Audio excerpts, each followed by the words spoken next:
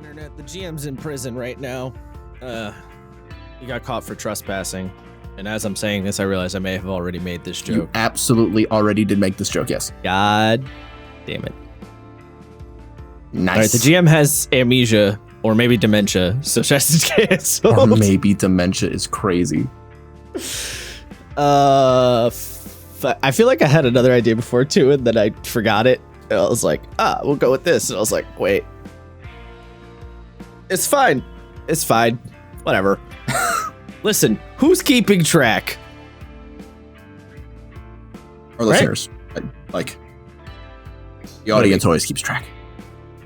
We'll see. We'll see. We're back at it again with the Krispy Kreme. I am Josh. I am here. Isaiah is also here. Hello. Matt Colville is not here. Although I would love to wring that man's brain. Just on an aside. That would be interesting. I would feel like terrified. Why? I don't know. I just feel like Matt Colville has a very big brain, and I would ask very dumb questions. Listen, he's got some old man yells at clouds take, in my opinion, so don't be too intimidated. I don't know, with MF felt different because I was like so into fucking Fabula that I like was doing a bunch of research outside of this, outside of podcast, but I'm doing less so with Drawl Steel, so I feel like I wouldn't be as prepared. I mean, he's done things other than Drawl Steel, but fair enough. True, but I also don't watch his videos that much anymore, just because I don't really know why. I just kind of don't. I feel like you're making it sound like you have to do a dissertation before you talk to him, man. No, but I don't want to be like every other fucking interviewer who just asks the same basic, boring ass questions. I want to be like Sean Evans from Internet TV show Hot Ones, where he asks really interesting deep questions. Hit YouTube channel? Yeah. Question mark. The worst thing you can do is be a boring interviewer. Ugh. I mean, I think I could take care of that for you. Don't worry. Yeah, look, but then I don't want to be the weird third wheel. Ask him opinions on movies and then get salty and then go down that rabbit hole. Oh my God, I'd lose it. I can't. Anytime Colville starts bringing up movies, I'm just like, nah, we can't. I cannot abide by this discussion. I'm just going to pretend like I'm not hearing anything. I should watch a compilation of all of his movie takes. Listen, I have the movie knowledge of a goldfish. I've never been someone who's super into movies, and I get that. But goddamn, some of the shit I hear him say, I'm like, that's bold. That's a choice. I mean, it's fine, whatever. You're allowed to have opinions, but yeah, sometimes I'm like, whew. Anyway, we're not here to talk about Matt Colville. We're here to talk about the game Matt Colville made. Draw Steel Part Numero Quattro. Numero Quattro. Number four. Can I get on number 4? We have finished all of the character creation stuff. So now it's on to just the meat and potatoes, main mechanic shit. Before we do that, of course, if you would be so kind as to hit follow, subscribe on whatever platform you're currently listening on. And if you're feeling extra generous, we have a donation link in the description. Without further ado, Draw Steel stuff. That didn't want to come off the tongue. You're having some speaking problems. I feel like you might be having a series of micro strokes while we record. Good, fucking take me out. That dog. Fucking the last 6 months of my life on Earth has been that fucking opinion. Yeah. Micro strokes. Let's get the majors here. Come on. What are we doing with these pansy micro strokes? Look, fair enough. Let's get the major leagues. All right. So we talked about all the character creation stuff, which breaks down to ancestry, background, classes, kits, perks, and then complications. Let's actually get to the meat and potatoes of mechanics here, and with that, we start with tests. Which would be your equivalent to a difficulty check in D20 fantasy games. Side note, Colville really always goes out of his way to not mention D&D by name, and he will always say D20 Fantasy. And I don't know what that's all about, but it's like a thing. It's like he doesn't want to like summon Voldemort or some shit. Interesting. Have you not noticed that? Is that another thing you've noticed? No, I've not noticed that. He will always refer to it as D20 Fantasy. I think the reason he's doing it is to encompass stuff beyond D&D and to include like D&D-esque games, I think is the point. But it sounds like he's trying to avoid Wizards of the Coast ire. Like if he says their name, they'll like the scrying spell will be upon him or some shit. Yeah, I mean, I assume he's also trying to account like derivatives as well. Yeah, that's kind of what I'm guessing, but I don't know. It's just funny. He also will call them the Seattle Company. He won't say Wizards of the Coast. I got no explanation. Okay, that almost feels like a slur. Yeah, so I don't know. I have problems with the Seattle Company. Like, hey, that's what he calls them. He calls them the Seattle Company. He like won't say Wizards of the Coast. I mean, sometimes he will, but a lot of the time he will not say Wizards of the Coast. I don't know. It's a weird thing. I don't know what that's all about. Maybe he said why he does it in some like live stream or video or something, but I don't know. Anyway. We're starting with tests, which is the equivalent of your difficulty check in your D20 fantasy games. So, I mean, it's a test. You roll. It's when you're trying to accomplish a thing, right? It serves the same purpose as a difficulty check, but there are some relevant differences. So, when you make your test, your director, instead of calling for, an athletics check, or an intimidation check or a, persuasion or whatever, they're going to tell you to do, they're going to say either might test, agility test, reason test, intuition test, or presence test for one of your characteristics, one of your 5 characteristics. They are what they sound like: might, agility, reason, intuition, presence, right? The book describes what those generally mean. Your GM will call for those when they feel necessary. But you might say, okay, so we know the power roll, which is how you do all of your like attacks and abilities. You can't fail a power roll, and it's on a minimum success, medium success, full success type scale.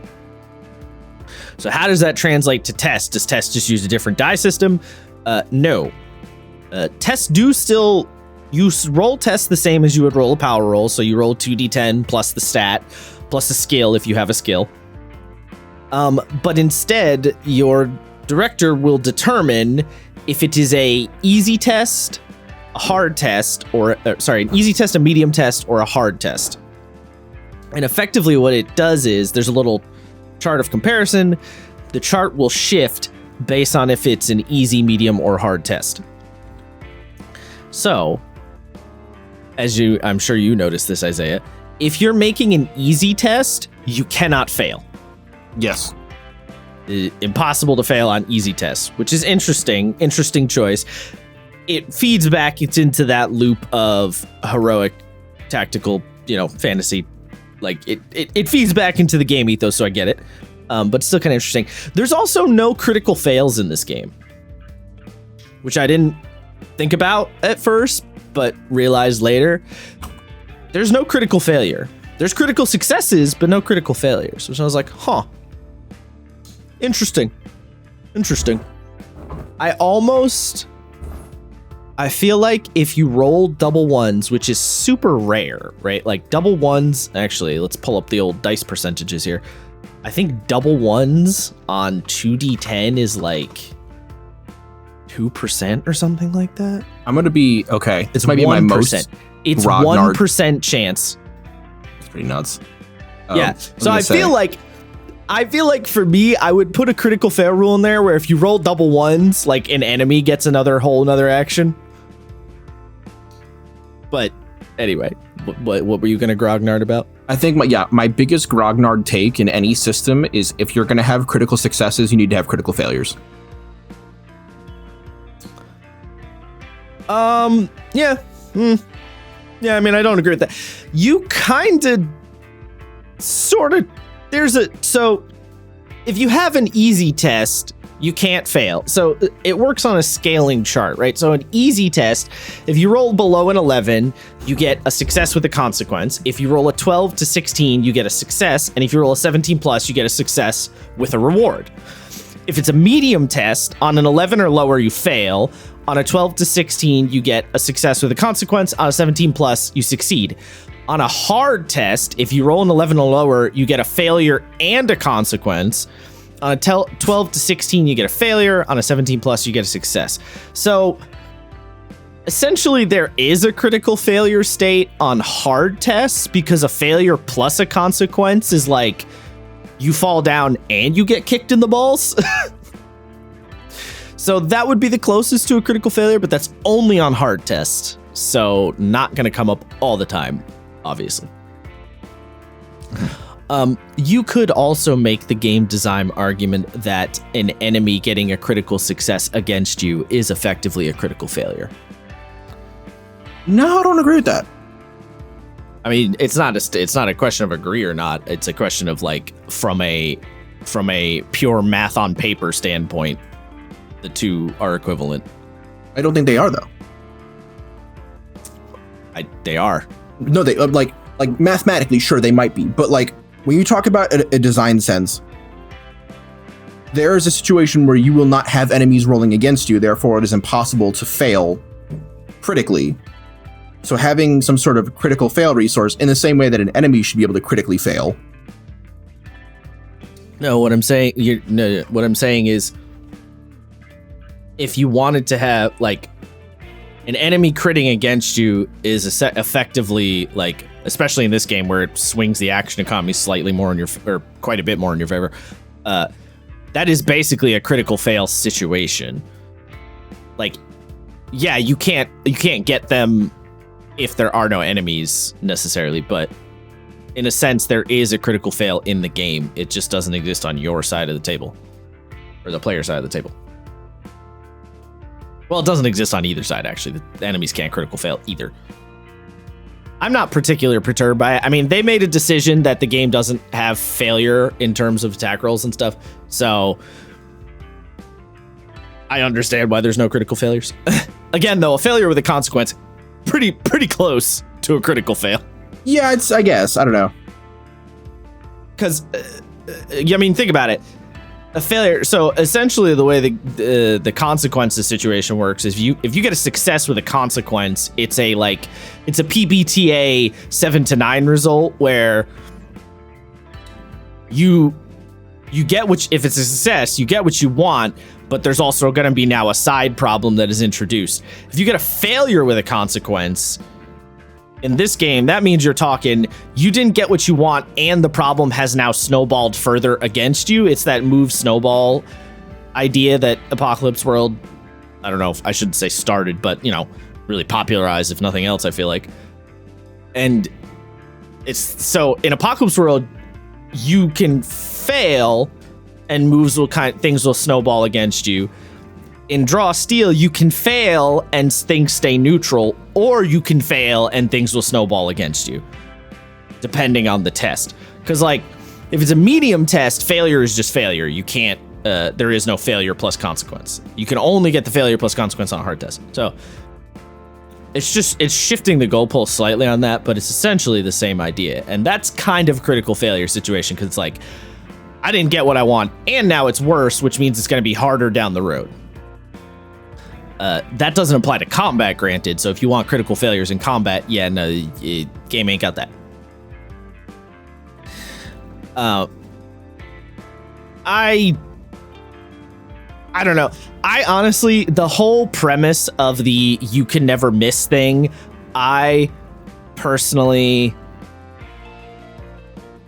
I don't know if I really care that much about it. Like, I'm not vehemently against it, but I don't really think it's gonna make me feel that much more excited, because ultimately, the thing is about the mechanic of you can't miss, right?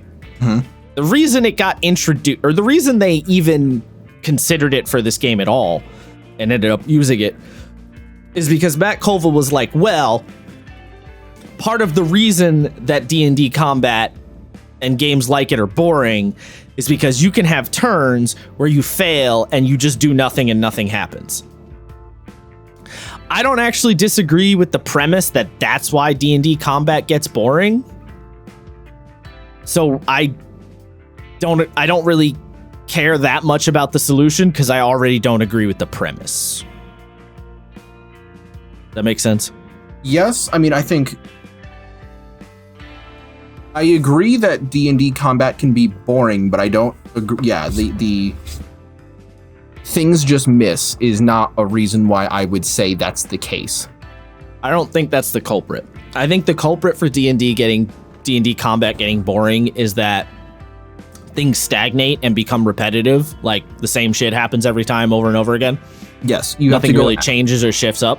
Yes, you have to actively go out of your way to spice up the combat, and that this is from a player's and GM's perspective by doing things like moving around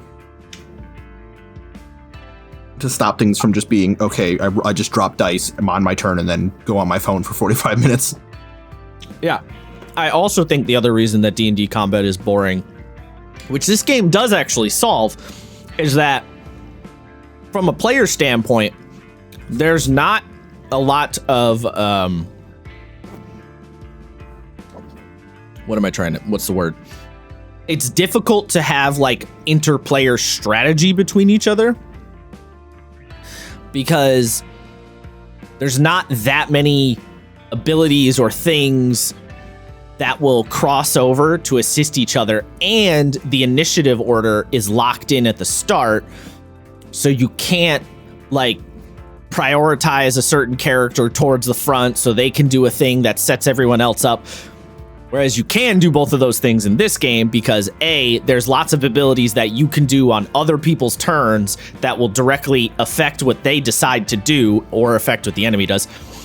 And you change up the turn order every turn where it works like Fabula, where you can say, okay, this is a new round. I would like to go first because I'm going to do this thing that's going to set you guys up for the second round or for the second turn. So they did solve some of the boringness with that.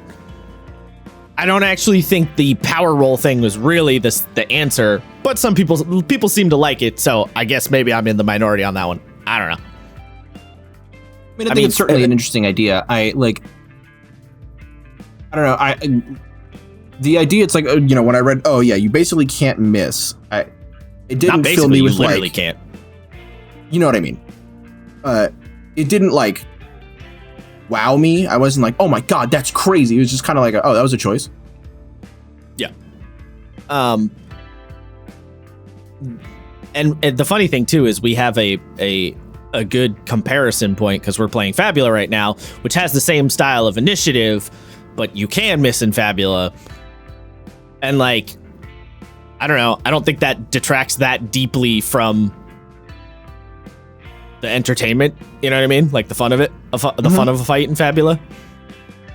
Look, I mean, I'm not gonna lie. I get about 30% of my enjoyment in Fabula as Gennaro is still stuck with his dice curse. Well, I'm not gonna lie, Gennaro having a Wheaton dice curse does provide me with entertainment. Here's the thing: you can still have a dice curse and draw steel. You just will do the least effective thing you possibly can every time.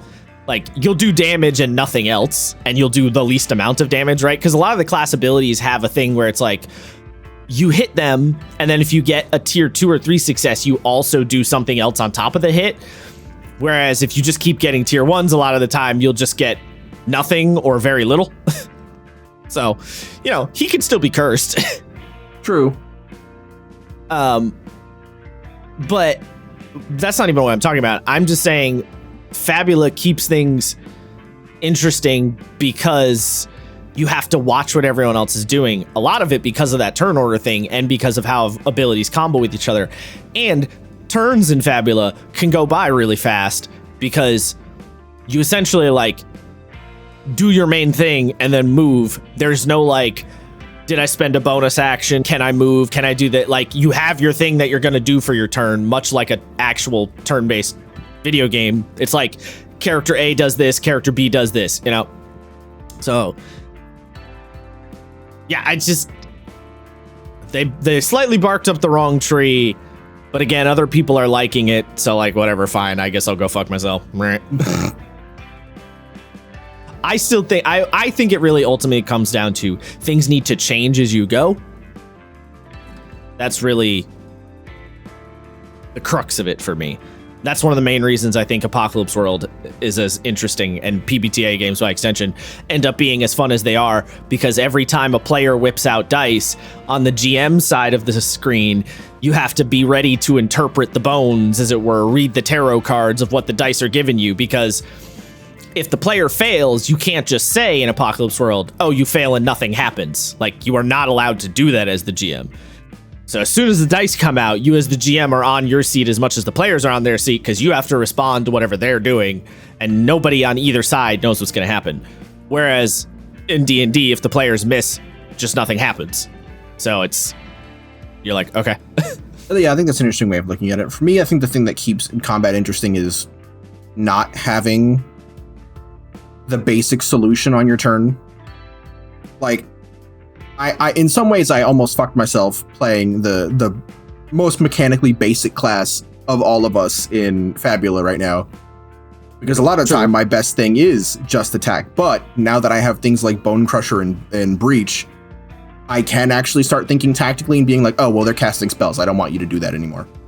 And I still get to do my cool attack stuff, you know? Well, like when I was playing Goro, not Goro, when I was playing Django, the fact that I had a full rotation of shit I had to do every turn, and like I had to actively decide, should I do this or should I do this?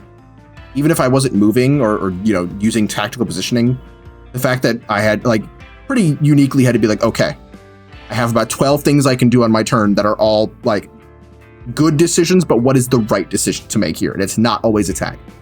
Well, ultimately, that is kind of what I'm saying about constantly changing, because in order for you to not have the one right answer every turn, the situation has to keep changing and updating. That's how you avoid, because if the situation doesn't change, you're going to figure out the best answer to the current situation and then just keep going with that, because the situation is not updating in any fashion.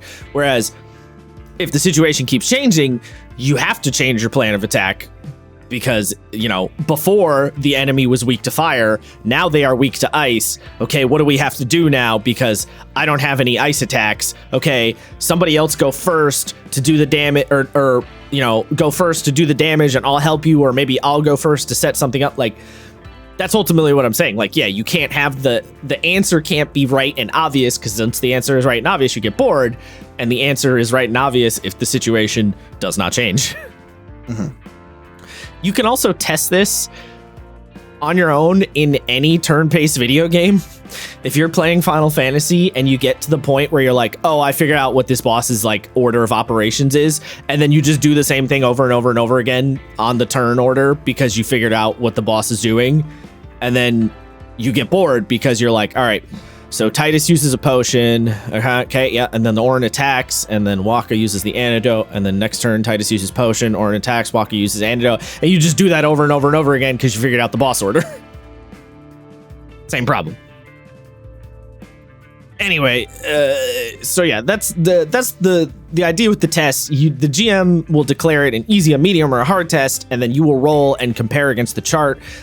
You can potentially have failure, success, or failure with a consequence, success with a consequence, or success with a reward. So there is failure with a consequence where you fall down and get kicked in the balls, but there's also success with a reward where you push the other guy down on the floor and you get to kick him in the balls. So, you know, it can go on the other side too. Success with a reward happening on a nat 19 or 20, or if it's an easy test, you can get it on a 17 up. So,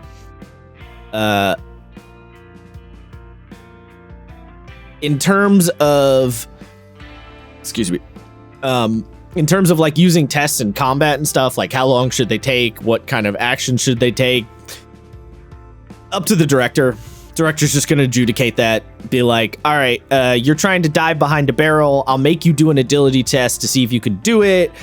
And I'll say it's a maneuver because it's not main action worthy. Whereas like trying to open the door, like a complicated door, all right, that's main action. You know, just kind of do it on the fly is ultimately what it comes down to, which I think is what most people end up doing anyway, even though games like 5e don't necessarily tell you to do that. I feel like that's how people end up adjudicating it anyway. So no harm, no foul really there. Yeah. The NPCs technically don't need to necessarily make rolls in this game, but they can make deceptive tasks, which is to say, like, the GM does the thing where, can the assassin sneak up on the characters? I'm going to roll to see if they notice them, kind of thing, that sort of thing. And there can be opposed tests. Those are the two main situations where NPCs are going to roll. Otherwise, you're going to have the players just roll against you. So it's kind of in between. Like, it's not D&D where you're going to need the NPCs to be rolling a lot, but it's not quite Apocalypse World where you're never rolling either. It's sort of between the two, which I feel like for me personally might cause me to short circuit every once in a while. Only because I'm so my brain's gonna be, especially when you're talking about tests, like my brain's gonna be in that Apocalypse World mindset, so I'm gonna feel like I shouldn't be making rolls as an NPC, but sometimes you do want to make rolls as an NPC. I don't know. Opposed tests being the other scenario where it's like, head-to-head rolls, which is another thing that doesn't exist in Apocalypse World. No opposed tests. So, and then they also mentioned a thing called reactive tests, which is kind of like saves, I guess is the best way to say it. So, like, examples they give is like hidden environmental features. The director asks for an intuition test to notice a secret door, hidden trap, or other disguise thing. The director calls for an intuition test to notice a hidden foe. Hidden motives, you might call for an intuition test during a conversation. So it's kind of like a save where the director's like, hey, can you make this roll for me, instead of you trying to make the roll actively. But it's not quite a save because, again, this game doesn't have saves. It's a little bit of an in-between situation. There's a couple mechanics in this game where they kind of like skirted the line between like full-on PBTA thing and full-on D&D D20 thing, Yeah, actually, so to an earlier point, I think something really funny that I find about D&D, especially when it comes to like NPC checks, is they like sort of figured the system out and then kind of ignore it in certain aspects. So, they talk about like the idea of passives and like just relying on passives for a lot of things. Yeah. But then they don't reinforce that rule at all. So like, no, very little. It's still expected that your assassin NPC rolls stealth when they have a proficiency score, which means that they would have a passive. So you can just rely on their passive. Yeah. Which would drastically lower the amount of shit that you would have to roll as a DM, to the point that when I was running, my 5e adjacent, I pretty much never rolled for shit like that. I was like, well, they've got a passive stealth of 22, so fucking good luck beating that. Yeah, I think D&D just doesn't, I don't know, D&D as a game, I think they're not sure how to handle that particular scenario. Like, they don't want to commit one way or the other. I think that's exactly it. I think it's... But here's the thing. Draw Steel's basically doing the same problem, right? So... Yes, but like... It's a little better. It's a little better. I think they're running into a similar problem, an adjacent problem. An adjacent for sure. It feels more intentional. Like and this is where like I hate that I'm shitting on D&D in a episode not about D&D, but like we do it all the time.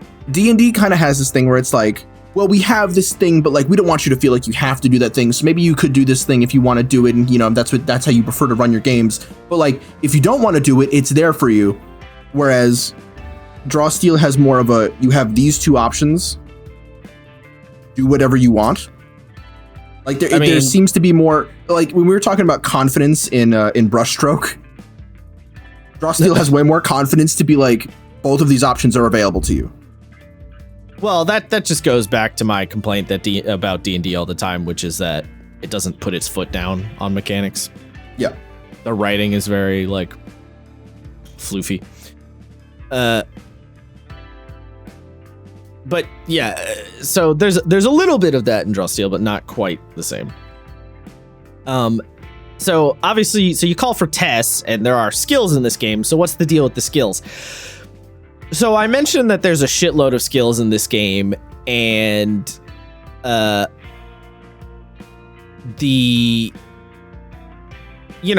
comes across as a bit intimidating for a director.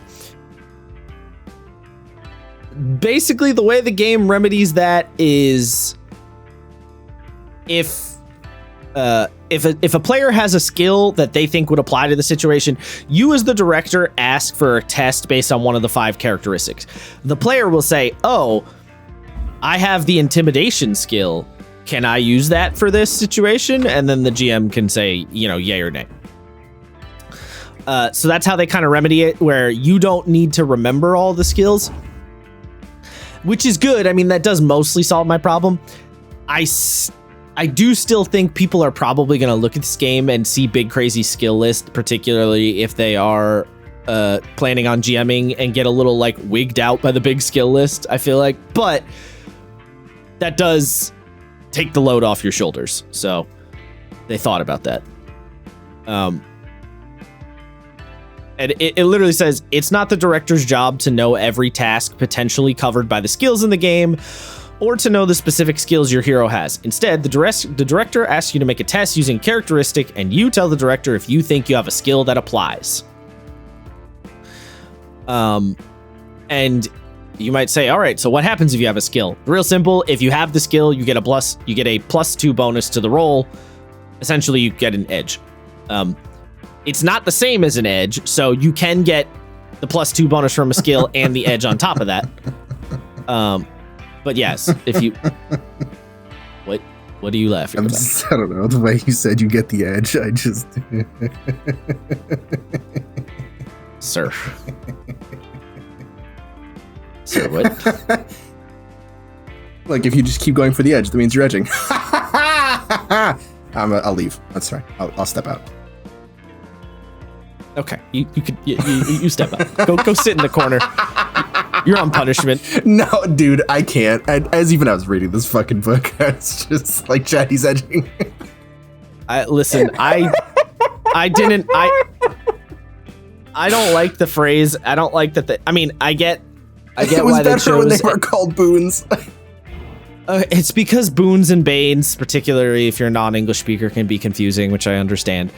Here's my thing. You don't need a word for it.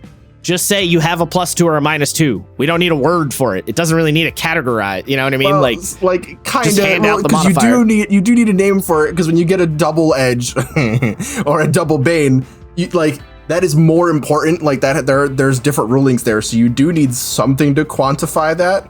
But I just don't feel like. Side note. Can I just that the double edge and double bane thing? I also don't understand why that... Okay, it's really not that funny. I don't understand... It's really not that funny. I do not understand what the point of that is, because they're like, oh, if you get a double bane, then your tier is reduced by 1. Why not just make it a -4? That's probably going to bump you down a tier anyway. You know what I mean? Like, a -4 is such a big hit to the roll. Like, I don't know why I didn't just make it a -4. That seems like there may be something I'm not thinking about in terms of how the mechanics react with each, like, I think with each other. I think you hit it the nail on the head. I just think they had a reverse psychology to it, which is if it's gonna bump you down a tier anyway, just bump you down a tier. Maybe. I don't know. Like I said, I also just... I don't know. I think giving it a title, like a name like that, when it's just a +2 or a -2, just feels weird. But there must have been something in playtesting that made them realize that giving it a name, like giving it the Edge and Bane name, was useful for some reason. Anyway, long story short, if you have a skill, you add a +2. You can also add the +2 bonus from an edge on top of that skill. So, you can bump it up to a +4, for example. As we mentioned in one of the episodes, I don't remember which one, the skills are broken up into groups. So you have crafting skills, exploration skills, interpersonal skills, intrigue skills, and lore skills. And skills are just on off. It's like, it's like a proficiency in D&D. You either have it or you don't. There's no tier to the proficiency, which is a little disappointing. I kind of wanted there to be tiers. I feel like this is a game where tiered, like having like climb 1, climb 2, climb 3 would have been fun. But yeah, man, I don't think it's a particularly contentious opinion to say that expertise is a cool thing in D&D, and one of the things where I think they did really good, and I would like to see that more places. I assume the reason it's not in this game is because otherwise the numbers would get too inflated and blow the math out of the water because of the whole 2d10 thing. I assume that's why. I mean, I think the simple answer is if you had something above whatever that is, it just counts as an automatic double whatever, right? Like if you have if you're a blacksmith's apprentice as your backstory and you have proficiency with blacksmithing, all right, cool. But if you get a thing in like your character creation that makes it like you are a master craftsman, then any check you make just has +1 tier. Like, I feel like that's valid. I mean, that would be 2 levels of it. So yeah, you could do that.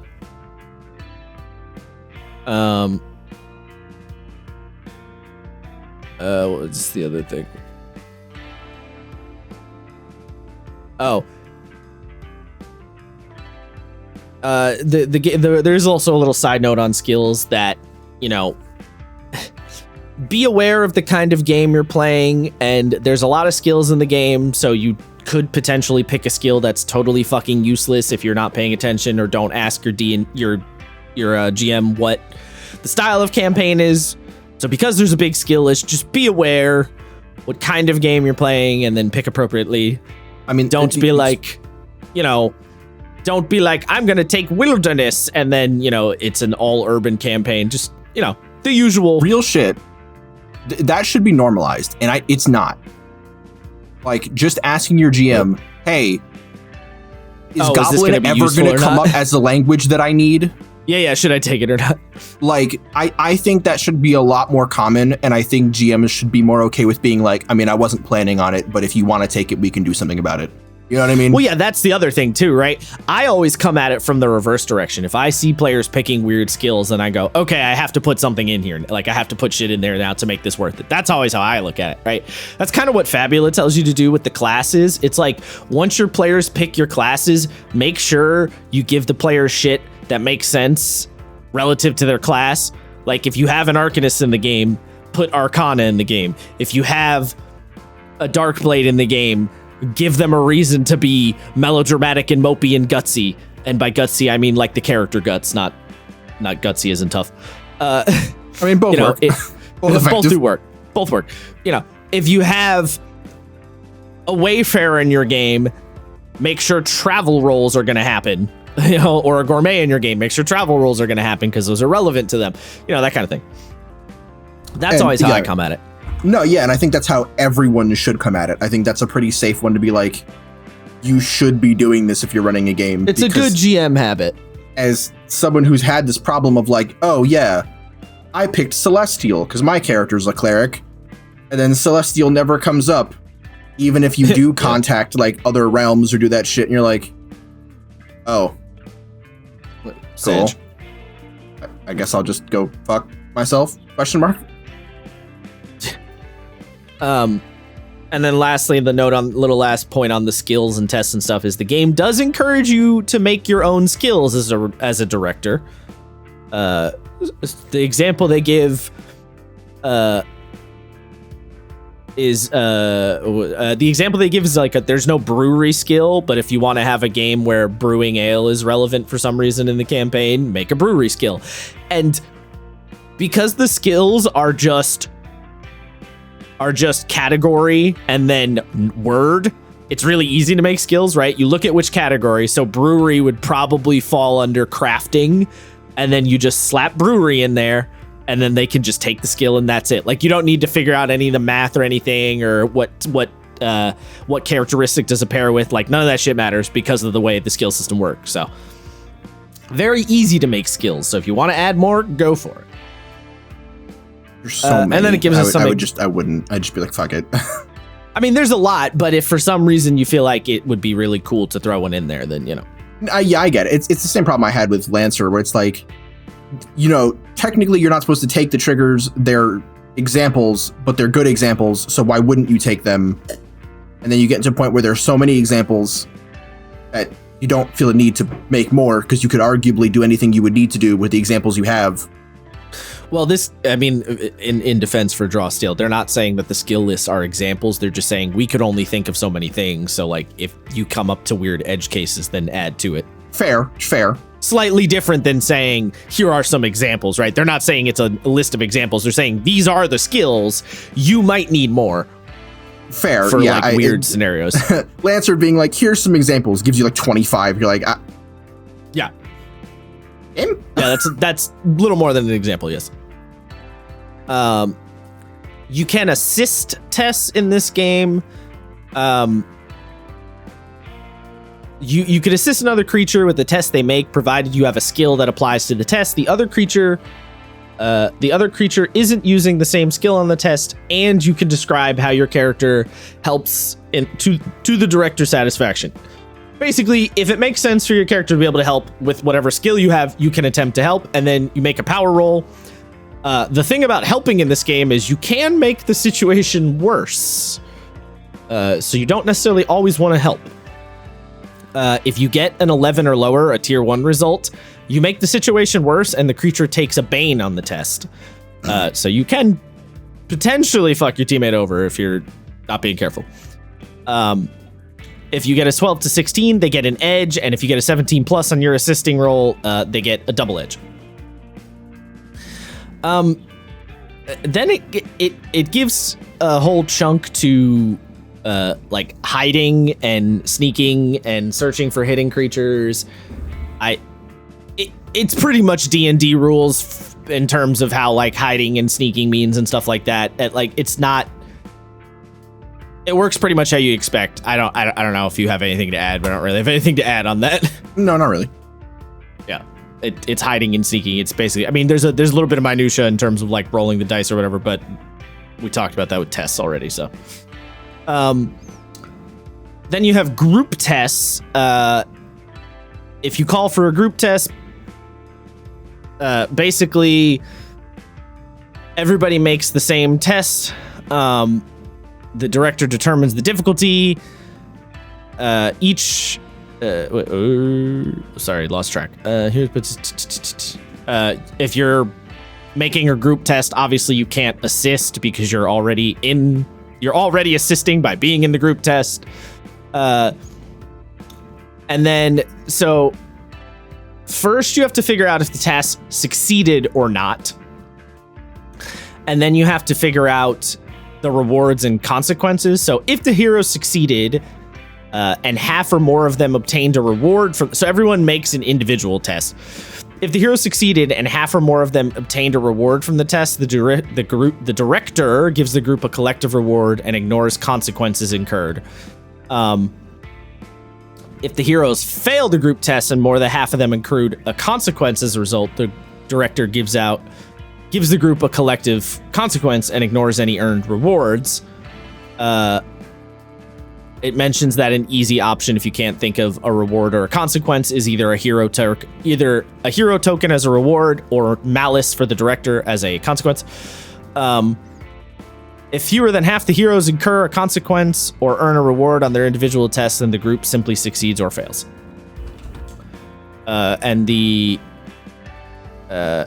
Sorry, and I didn't say before. If half or more of the heroes making the group test succeed, then you succeed. So if there's 4 of you, if 2 people succeed, group test succeeds. I forgot to say that first.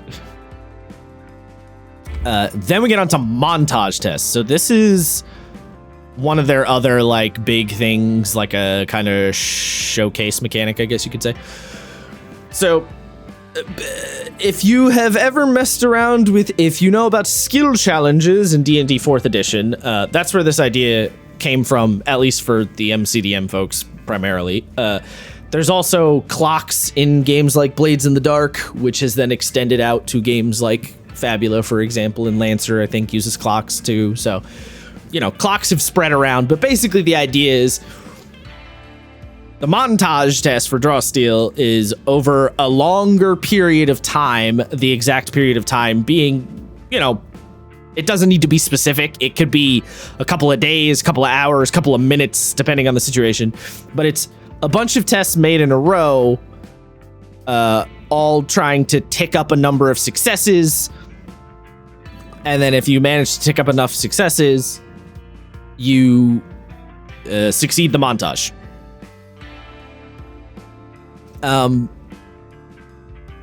Little rules for the montage. So everyone, basically you go into a pseudo turn order. Everyone gets to do one thing. You can't, the way they describe it is you can't have one player just keep doing everything for everybody. Basically, everybody has to help. And you can't use the same skill twice. And then also, once a hero has made a test in the montage, they have to, essentially, once you've overcome one problem in the montage test, you then have to deal with another problem. So the example, I think they give an example in here of burning a city or buildings burning. You go in to rescue some people from the building. Your next roll in the next round cannot be rescuing people from a burning building again. You already did that. You have to keep changing up what you're going after, and also the director is going to work with you back and forth on what the new challenge might potentially be, unless of course the director feels like there is a good reason that doing it multiple times might make sense. Then you can do it, but generally they say don't do that. You track the total number of successes and failures, and the book recommends a montage test should only last 2 rounds. If the heroes don't end the montage test by achieving the success limit or failure limit, the montage test ends when the second montage test round is over. Basically, this just keeps things moving is the idea. 2 rounds feels a little restrictive to me, but I haven't played, so maybe it feels fine playing it out. I don't know. I don't know if you had a strong opinion on that one way or the other. No, yeah, I agree with you. I think 2 rounds is a little you get to a point where I don't think I've ever had one, even an 8-section clock last more than 2 rounds. If you've got 4 to 5 players. That's the thing too. Yeah, it's probably not going to go past it anyway. So they probably ran into a situation where it never went past 2 rounds, or the one situation where it went past 2 rounds, or the few situations where it went past 2 rounds, it got really noodly because then you're running out of skills to roll. Right. At least ones that are relevant to a situation. So at some point you get 2 rounds, you haven't done it by then. Time to cut. Now, honestly, the more I'm talking myself through this, the more I'm no, that 2 rounds is fair. Yeah. Fair enough. It does say at the rounds bit, if you want to make it particularly grueling, you can add more rounds as the director if you feel like this is a particularly brutal montage situation, I don't know, enemy army invading the city type big deal shit. And then basically, if it's then you have a chart of easy, moderate, or hard test. If it's an easy test, you need 5 successes and you can have 5 failures. If it's a moderate test, you need to succeed 6 times and you can only have 4 failures. And if it's a hard test, you can have to succeed 7 times and you can only fail 3 rolls. That's for the entire group, keep in mind. So 3 failed rolls across 4 players is 4 players taking 2 rounds each. Definitely a little oh boy. Yeah, it's a little nuts. And then in terms of outcome, there's a total success, partial success, and total failure. So it says if they achieve what they set out to do, if the heroes hit the success limit before hitting the failure limit or before the time runs out, total success. if they hit the failure limit or the time runs out, but they have at least 2 more successes than failures, they achieve a partial success. So in the hard situation, you could hit 3 failures, but if you have 5 successes, you still get a partial. If you hit the failure limit or time runs out and you don't have more than 2 successes, you total failure. If you get a total success, you earn a victory on an easy or moderate, or 2 victories on a hard montage test. On a partial success, you get 1 victory if it was a moderate or hard montage test. So if you get a partial success on an easy test, no victory accrued. Total failure, bad things happen. And then it gives you some sample montage tests. It does also mention there can be interludes. So the example it gives is the players are trying to cross over an ancient ruin partially buried in the sand after, the director pauses the montage because the heroes are traveling across this like sandy dune situation looking for these ancient ruins, and they get attacked by a big fuck off worm. Shai-Hulud attacks. The battle is an interlude, so you pause the montage test. After you finish the battle, you go back to the montage test. So they don't have to be totally consecutive, which is interesting. I've never really thought to do that, but it makes sense that you could do that. I have no reason that I wouldn't, but I've never really thought about it. I'm sorry. I think I just, my brain disconnected. Can you give me that again? So like they mentioned between rounds, if you're doing a montage. So the example it gives is the players are walking through like a desert area looking for some ruins. After round 1, the director has them get attacked by a big worm, because we have to do a Dune reference, obviously. And then after the fight is over, you then go back to the montage test and finish round 2 of the montage test. So like the fight is an interlude in the montage test. It is part of the entire event, but it is an interlude on the montage itself, mechanically speaking. Was that? No, I got it the second time around. Okay. Interesting. I wasn't sure if I was explaining that bad. No. I the first time I just kind of was like, wait, but if you get into a fight, then the clock should be over. But no, I get the intent. No, yeah. The idea being it pauses the clock. Yeah. I mean, I've not done this practically, so I don't. I haven't either. That's the funny thing. I've played a lot of games with like clocks that have effectively, a montage style system. I've never thought to do this, and I don't really know why. Because it doesn't seem intuitive, I'm going to be honest. I don't know. I think it makes perfect sense. I've just never thought about it. Or let's put it this way. If I have done it, I don't remember having done it. To me, it almost makes sense to have 2 1-round clocks with a fight in between. I mean, that's kind of what you're doing. Yeah, but it like to me, right? Like, so let's put it this way. Montage 1 is you trying to get away from, like, you see the worm sign coming, you get the breach, right? And you're trying to run away. And let's say maybe you succeed on that roll and you fight 1 worm, you fail, you fight 2, and then that affects how the second one turns out. Like it's a similar thing, but the order of operations is a bit different. I mean, you could just do it that way. You could, I don't know. You could, but I don't think this is being restrictive enough in the design that you couldn't just do something like that. Suppose. After montages, though, we get to the big kit and caboodle fucking combat. Oh, baby, it's combat time. I want you to know it took every fiber of my being not to do the it's rewind time thing, and you're welcome. It's rewind. Nah, it's rewind time. Rewind time. Too late. It's done. All right. So combat. Sunday. It starts by talking about, sizing and spacing on a grid and stuff. How big is a square?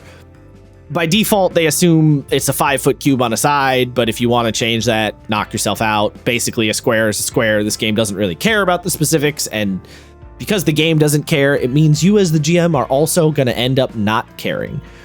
Because I've seen people make this argument where they're like, oh, if the game isn't giving me exact measurements, then how am I supposed to know what the distances of things are?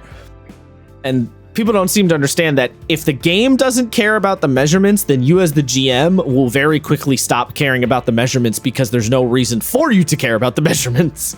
So you're just going to use the game's language. When the player asks, how far away is the enemy? You're just going to say 5 squares because you're just going to translate it to whatever game you're playing. Like, you're not going to care what the specifics are 90% of the time. Every once in a while, maybe it'll come up, but very rarely. I've heard people bitch about that with like Apocalypse World or games like it, where it's like, oh, I hate not having exact distance measurements. And I'm like, but if you don't have them, then you don't need to worry about them. It's very like, it's a weird complaint to me. No, I mean, I get where they're coming from, right? Like, you get into situations like, my character has a pistol. How do I know how far away my effective range is? And the answer is but you have that. The answer is near. There's a tag for it. Sure, in that situation there is, but like, there are situations that I've run into, thinking about, I can't think of them now at the moment, where I went, it would probably be more convenient to have a range so I know definitively what the answer is. But it's also like, it's the tools that surround the system that matter, right? That's what I mean. Because the system doesn't care, you're not going to care when you're explaining it because you don't need to worry about it. Right, but that, like, yes, but there's also the important part of the system has given you tools that makes it able to not care. Yeah. I think people who are reading the rules for something like Apocalypse World for the first time are not aware of those tools, which is what the complaint is coming from. Or they've not thought about those tools in context. If your complaint is you're bad at reading, then I cannot help you there. No, hey, look. Hey, I as well have struggled reading Apocalypse, like Powered by the Apocalypse rules, before I ran them practically, or even before like I read more of them. But on a first read, it's not the most intuitive. There's a mindset you need to be in. I'm not talking about any specific game here. I'm just saying. Never mind. This doesn't matter. This is not that important. If you want to know how big a square is in fucking Draw Steel, it does tell you if for some reason you care, but you're probably not going to.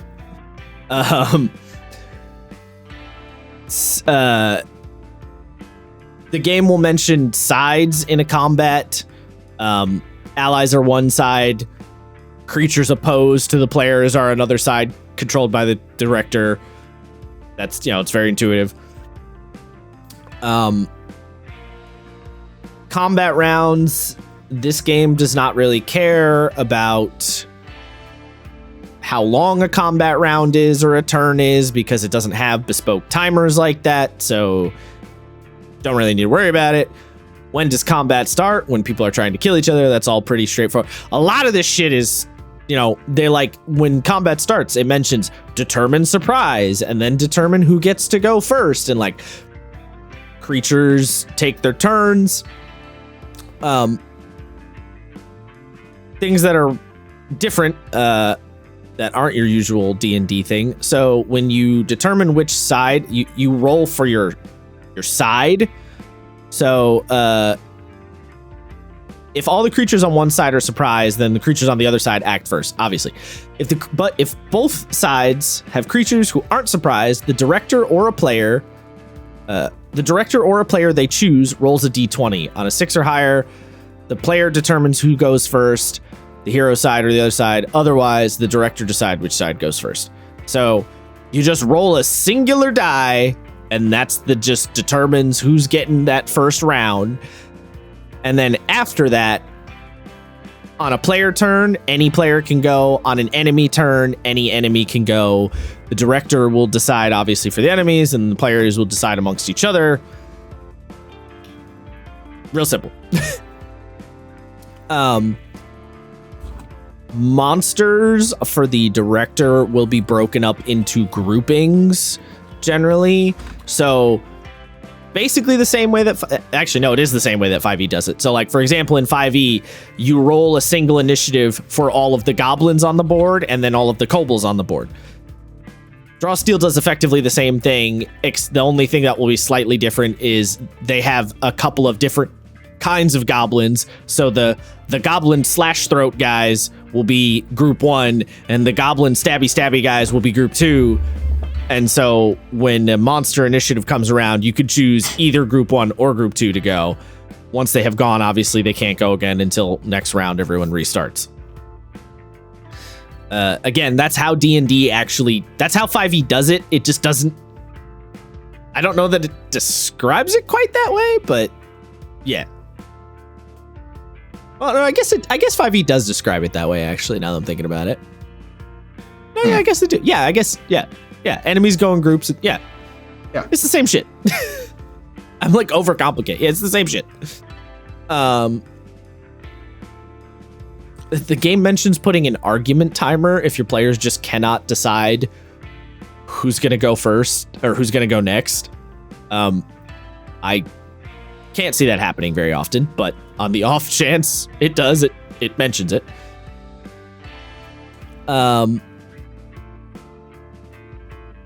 Then end of the round, everybody restarts, boom, bang, boom. So actually taking your turn, you have a main action, a maneuver, and a move action. These are action, bonus action, and move, just like 5e. Although technically 5e doesn't call it a move action. It just says you have a speed. Draw Steel calls it a move action. I don't know or remember if there's things other than movement that actively use your move action, but there might be. There's also triggered actions and free triggered actions. You can use one triggered action per round, and a free triggered action doesn't count against your limit, and you can do as many free triggered actions as possible, basically. The free triggered actions are free. You get one regular triggered action, then you get the free ones. Yeah. I keep feel like I'm saying it too straightforward, but like that's what it is. The game also does mention free maneuvers, which are, free bonus actions to do little things like picking something up or moving an object or giving something to someone, that kind of free maneuver crap. And then there are technically no action activities. I don't even really know why they bothered mentioning this, but like a no action activity is stuff like shouting out a warning or dropping an item. I don't know why that doesn't just fall under the free maneuver thing. Like, I don't know why they bothered making a distinction, but they did. Is there a limit on how many free actions you get? No, right? No. Then yeah, I don't free maneuvers. No, free maneuvers don't have a limit. At least not that I guess. I mean, oh no, yeah, but you can typically take as many free maneuvers as you like. Yeah, no, yeah, I don't know why they made a distinction there, but they did. I guess maybe there's some edge cases where it comes up. One of the weirdest home rules I've ever had to play with, and I don't remember if it was the game that went nuclear or if this was my first ever campaign, but it was like, to avoid metagaming, if you want to talk to another character on your turn, I think you get like 6 or 10 words or something like that. It's odd. That's obnoxious. Yeah, I mean, it was frustrating because you get into this thing where it's like, okay, well, I can't tell the meta character because that for some reason is considered metagaming, so I have to say it in character and I have to limit it to like, again, it was like 6 to 10 words or whatever, and it was more frustrating than it was worth 90% of the time. Yeah. But then, the GM also was like, well, I want you guys to strategize. And it's like, well, we're not doing that in 6 to 10 words. I'll tell you that shit for sure. Yeah. Then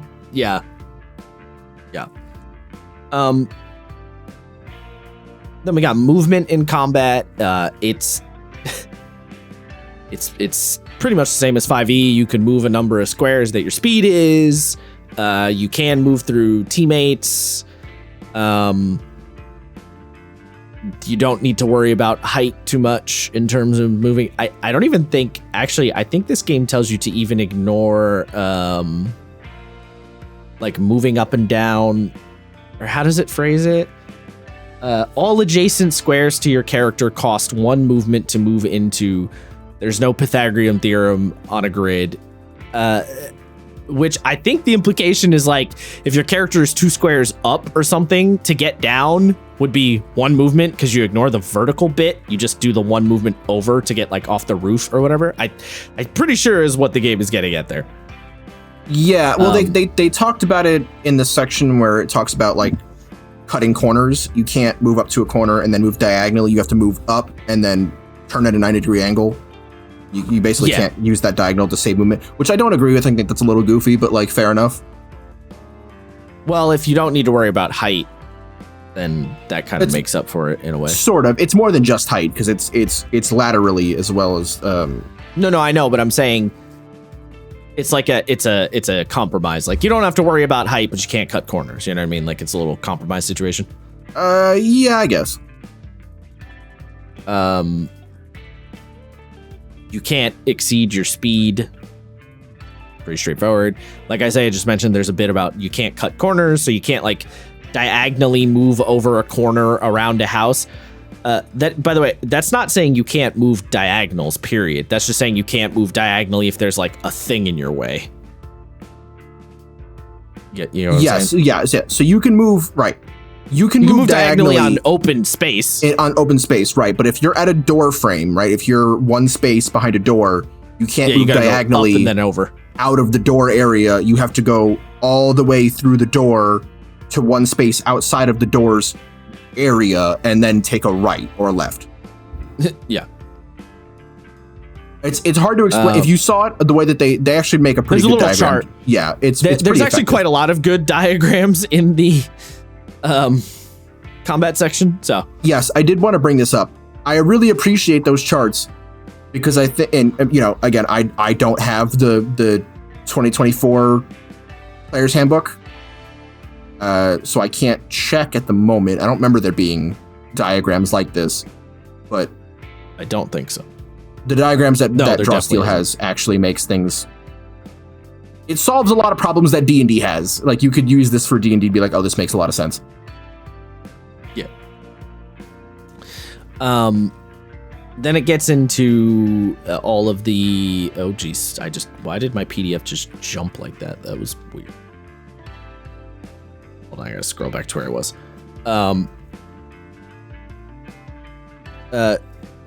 There is a sort of weird special type of movement for this game called shifting, which like abilities will say like shift 1, shift 2, shift 3.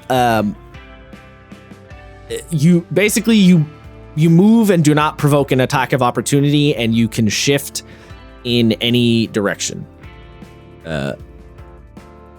You cannot shift into or well within difficult terrain or damaging terrain. If a rule allows you to shift, you can choose to instead move up to a number of squares you would have shifted.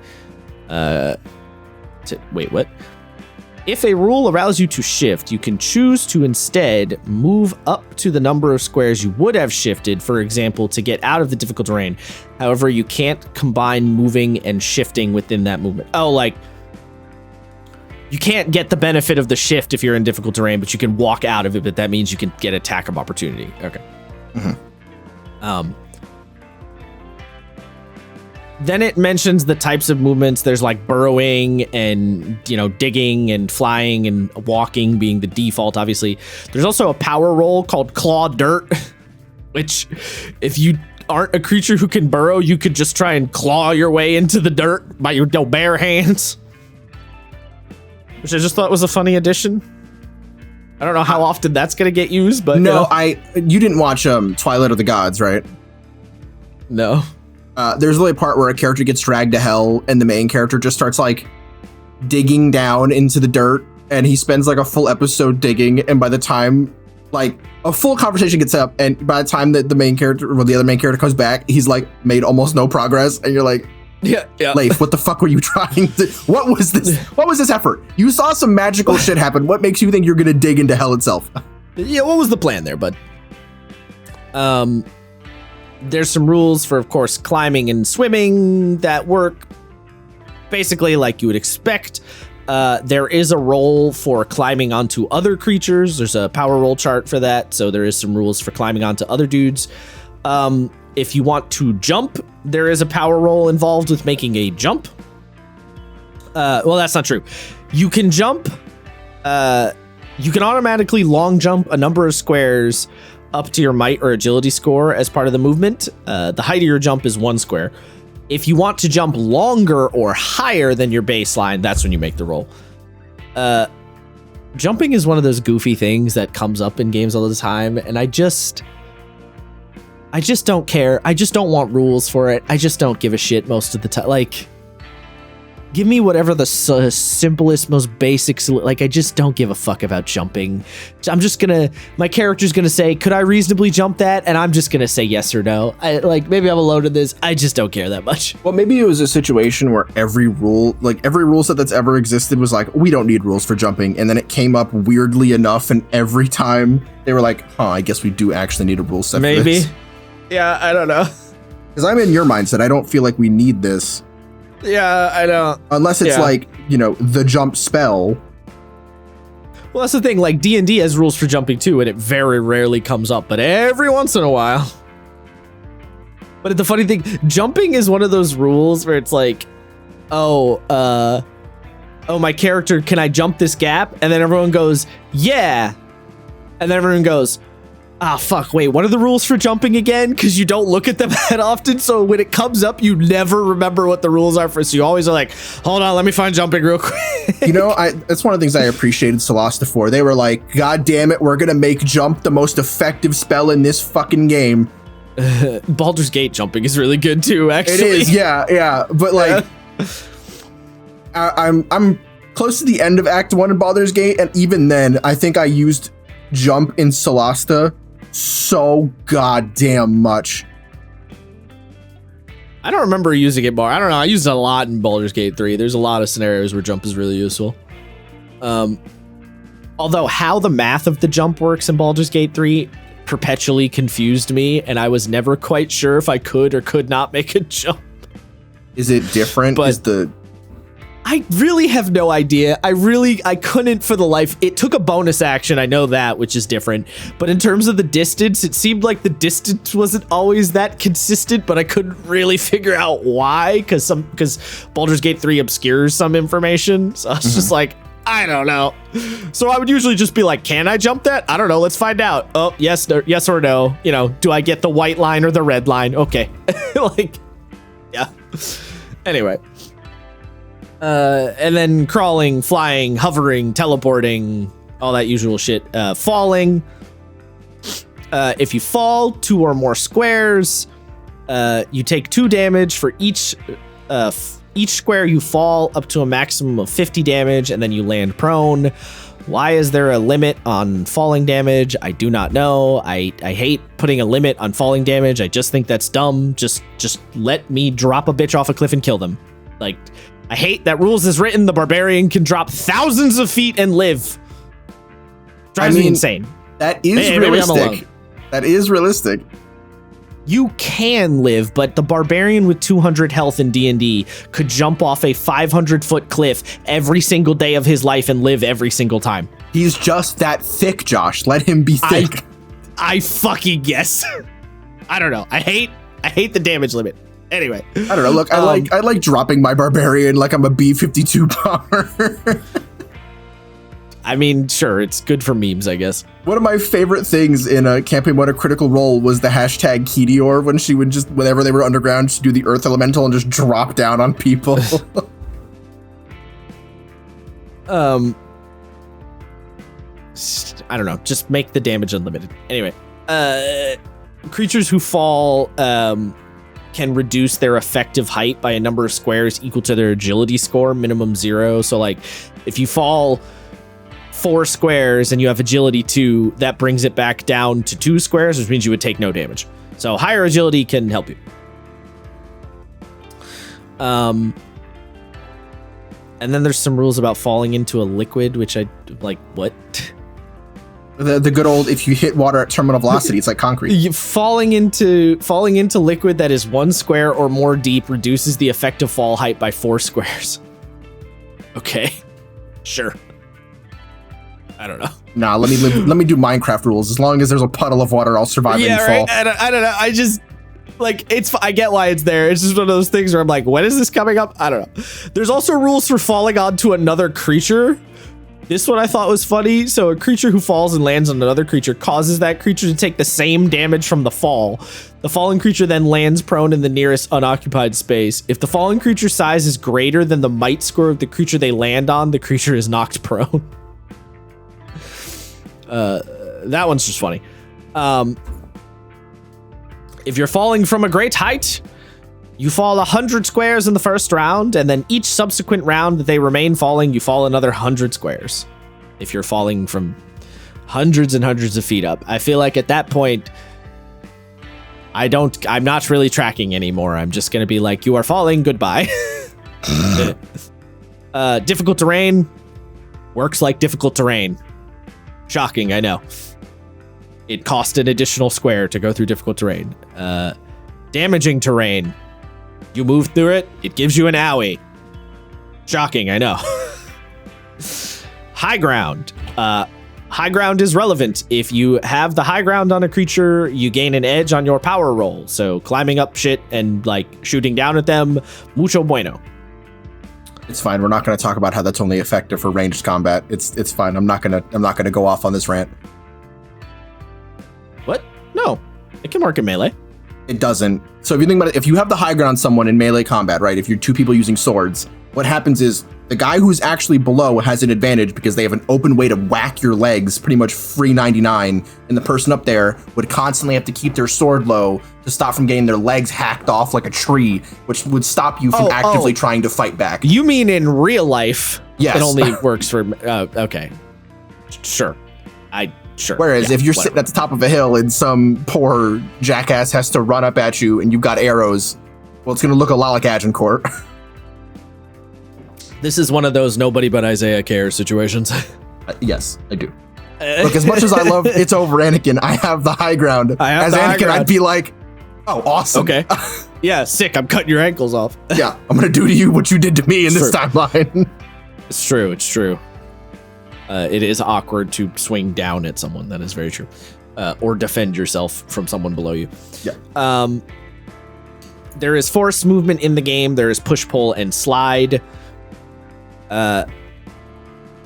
Pushing something, you have to push away from the target. So like if you have an ability that pushes, they have to move away from you. If the ability pulls, they have to move towards you in a straight line. If it says slide, you can move them in any direction.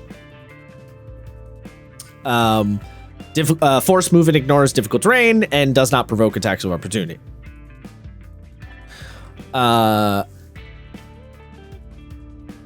If the force movement has the word vertical in front of it, you can move them up and down. For example, if it says vertical push 5, then a creature targeted by the effect can be pushed up to 5 squares in any direction as long as the force movement is in a straight line. If a creature who can't fly is left midair at the end of the vertical forced movement, they fall. And the game is saying I can walk up and I can fucking hit somebody up and then up air them like in Smash. Yes, you can hit them with the Hadouken. Nice. Force movement against flying creatures is always vertical. Sure. Wait, did you as the fighting game guy say the up is a Hadouken, not the Shoryuken? I did. You're right. I did actually say the wrong move. It would be Shoryuken. Wow. You're absolutely correct. That is weird that I did that. Your fighting game cred just gone, like ripping up a degree. I fucked up the dragon punch. Damn. If a larger creature force moves a smaller creature with a melee weapon, the distance of the force movement is increased by 1. If a smaller creature tries to move a larger guy, the distance doesn't change. Slamming into creatures. So this is something that's different from D&D. So you can punch dudes into other dudes. Also, there's a lot of charts and diagrams for all of the movement and high ground and all that stuff because sometimes it can be a little confusing. Basically, you can punch a dude into another dude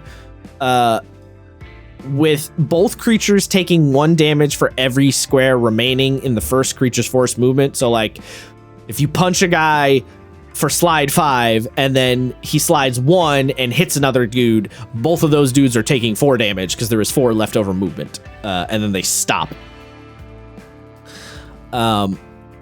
It is possible to move. It is possible to move a creature or object of a large size into several creatures of smaller size. When this happens, the larger creature in the collision only takes damage once. So, punching an ogre into a swarm of goblins doesn't mean he takes a damage for like every goblin. If a creature is killed by damage from an ability or effect that also has force movements, a second creature they are slammed into still takes the damage. So if you punch a man so hard in the chest he dies and then flies into his friend, he still hurts his friend. Which is hilarious. Nice. Slamming into objects. If you hit a stationary object that is your size or target size or larger, the object doesn't break. The movement ends and the target takes 2 damage plus 1 damage for each square remaining in the force movement. So if like you punch a guy into a wall, if you force move a creature downward into an object that doesn't break, including the ground, they also take falling damage as if they had fallen. And their agility score, as if they had fallen and their agility score was 0. So they don't get the benefit of their agility score if you punch them downward. Basically, if you hit them with the meteor smash. Nice. Then there's a little side box about object force movement. So like, at the director's discretion, mundane objects that are force moved into a creature's or other objects take damage as if they were creatures. So if it's a wood object, it can take 3 damage for each square it occupies. If it's stone, 6 damage, metal, 9 damage. Essentially, if it's like a 2 square thick wood, I don't know, box or some shit, really, that's a really big box, but let's go with a 2 square box. It could take 6 damage before it breaks. Does the game tell you approximately how much space is in a box? It doesn't, right?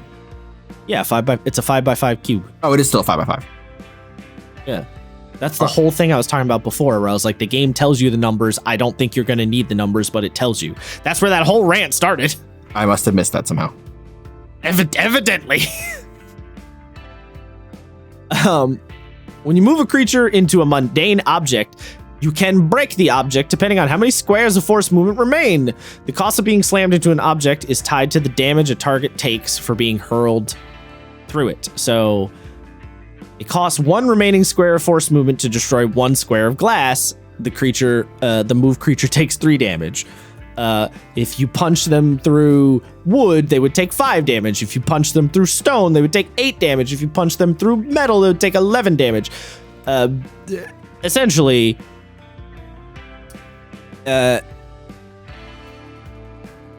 brain. There's a certain, however many remaining squares of movement you have left in your forced movement destroys 1 square of whichever object. So for glass, you only need 1 remaining movement. For wood, you need 3 squares of remaining movement to destroy 1 square of wood, etc., etc. So basically, long story short, there are rules for punching dudes through walls and objects and stuff. So if you would like to, 1-inch punch playing the null and 1-inch punch a man through like a window and then kill him with the shattering glass, you can do that. Hell yeah. Which is definitely fun.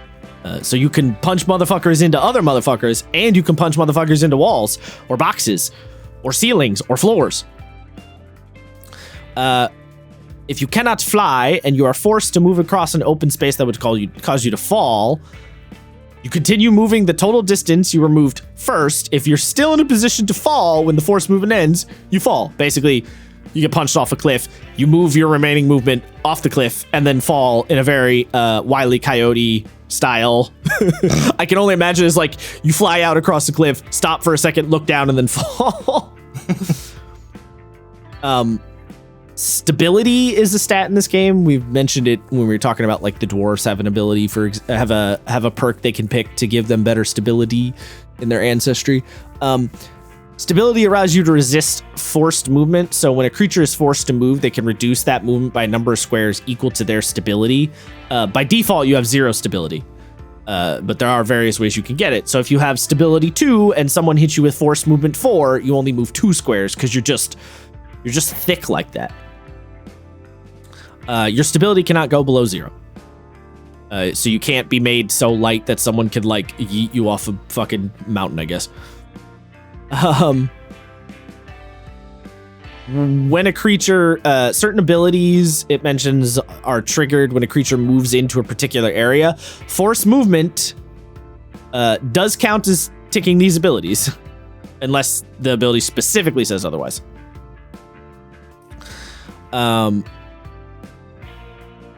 Death effects. So some creatures have traits or abilities that trigger when they die or are reduced to 0 stamina. If a creature is reduced to 0 stamina by damage from an ability or an effect that also force moves them, the force movement takes place before the triggered effect. So you punch them through the wall and then they die, as opposed to they die and then go through the wall. Move actions. I mean, not a whole lot to say. You have the advance move action, which is your basic movement. You move up to your speed. You can break this up however you want between your maneuvers and main actions. There is the disengage move action, where you shift 1 square, but you do not trigger attacks of opportunity. So the disengage in this game is only like 1 square away. You kind of like take a half step away. There are certain features that will also potentially increase your shift speed. Like there are some kits that do it. A creature who does so can break up their shift with their maneuver and main action however they wish. So it's harder to disengage from people, basically. And then there is the ride move action, which obviously is only relevant while mounted. But basically you take the ride move action to yah your steed. Kya. Forward, Fartwinkle, or whatever the fuck that pony's called in Borderlands. What's that fucking horse's name in Borderlands? I don't. The horse. I do. It's Handsome Jack's horse, right? Yeah. Right? Oh God. Right? It's like Fartwinkle or something like that. It's such a stupid name. Butt Stallion. Butt Stallion. There we go. Yeah. Forward, Butt Stallion.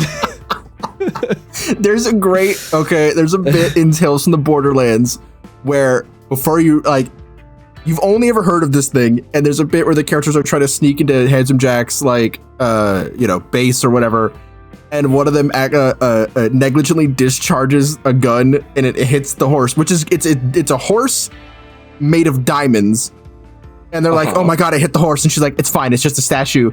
And as they're walking out, you just see a little trickle of blood, and she's like, wait, why is it bleeding? Why is it bleeding? It's this just really fucked up moment in the funniest way. How is the diamond horse bleeding? Because it's just a statue. It's a horse in mid, what is it called when they go up on 2 legs? Mid whinny, mid. I know what you're talking about. It's in the middle of a rear up, and it's rearing, yeah. Yeah, and yeah, so they're just like, oh, it's just a statue, and then it starts to bleed a little bit out of its neck, and one of them just has a full-on mental breakdown just to get dragged out of the room by another character. All right. Then we go on to maneuvers. Your sort of default maneuvers, a lot of your maneuvers are going to be used up by your abilities, obviously, but like default to maneuvers, you can aid an attack of an ally. You can catch your breath, which is one of your default ways to spend a recovery and heal your stamina. You can escape a grab, you can initiate a grab, and you can push a creature otherwise known as knockback. Escape, grabbing, and knocking back all have power rolls associated with them. The specifics being within the power roll itself. Funnily enough, escape, grab, and grab, you can actually fail those because if you roll an 11 or lower, there is simply no effect. Those ones you can fail. Yeah. You can assist somebody else's test with a maneuver. You can search for hidden creatures. You can stand up if you are prone, and you can use a consumable like a potion or a treasure thing, or the usual. Then for your default main actions, there's a charge main action where you move up your speed and then you make a melee free strike against the target. that you charged at, and then you end your turn. You can't move through difficult terrain or shift when you charge, but you can like burrow and fly. You can defend, which is just the what's it called in D&D? The defensive action. What's it called in D&D? Dodge action. Yes, defend is the dodge action. It gives your opponents a double bane against trying to hit you. A creature, however, gains no benefit from this action while another creature is taunted by them. So, taunting can negate it. There's the free strike action, which are everyone's ranged and melee free strike. Most of the time, you will want to use the more impactful main actions granted by your class kit or other features, just as the director will use the main actions in a creature stat blocks, but free strikes are available when all else fails. So they are your most default ass attack thingy. The heal action is employing medicine or inspiring words or whatever. The target creature can spend a recovery to regain stamina or can make a saving throw against one effect. Basically, you can burn your action to give someone else, a chance to recover. And then free strikes. So a lot of abilities are going to grant you free strikes, such as the Tactician's Strike Now, which is literally you command somebody else to attack for you. That will use a free strike. Free strikes are also covered under opportunity attacks, which work exactly as you would expect they do. Whenever a creature and an enemy adjacent to them, and the enemy willingly moves to a space that isn't adjacent to the creature without shifting, the creature can take advantage of that movement to quickly make a melee free strike against the enemy as a free triggered action. This is called an opportunity attack. If a creature has a Bane or double Bane on the power roll against the enemy, they can't make an opportunity attack. That part's slightly different. So if you're debuffed by the person you're trying to hit, you can't make that opportunity attack.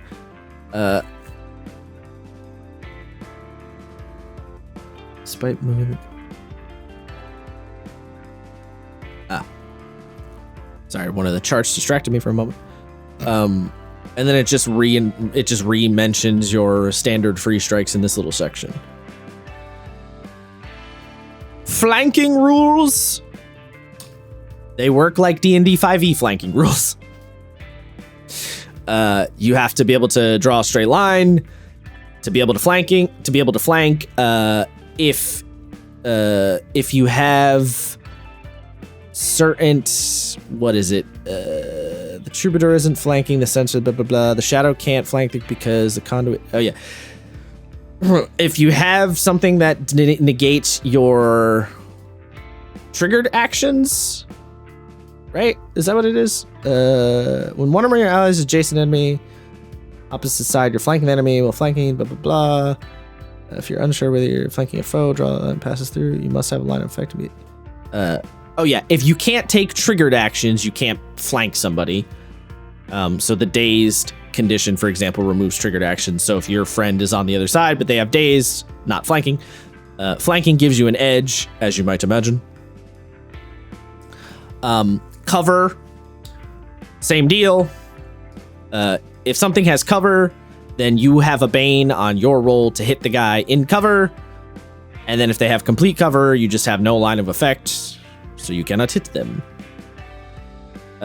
Concealment, basically if it's foggy or hard to see or something that's obscuring your vision, you have a Bane against the thing you're trying to hit. Again, very much 5e.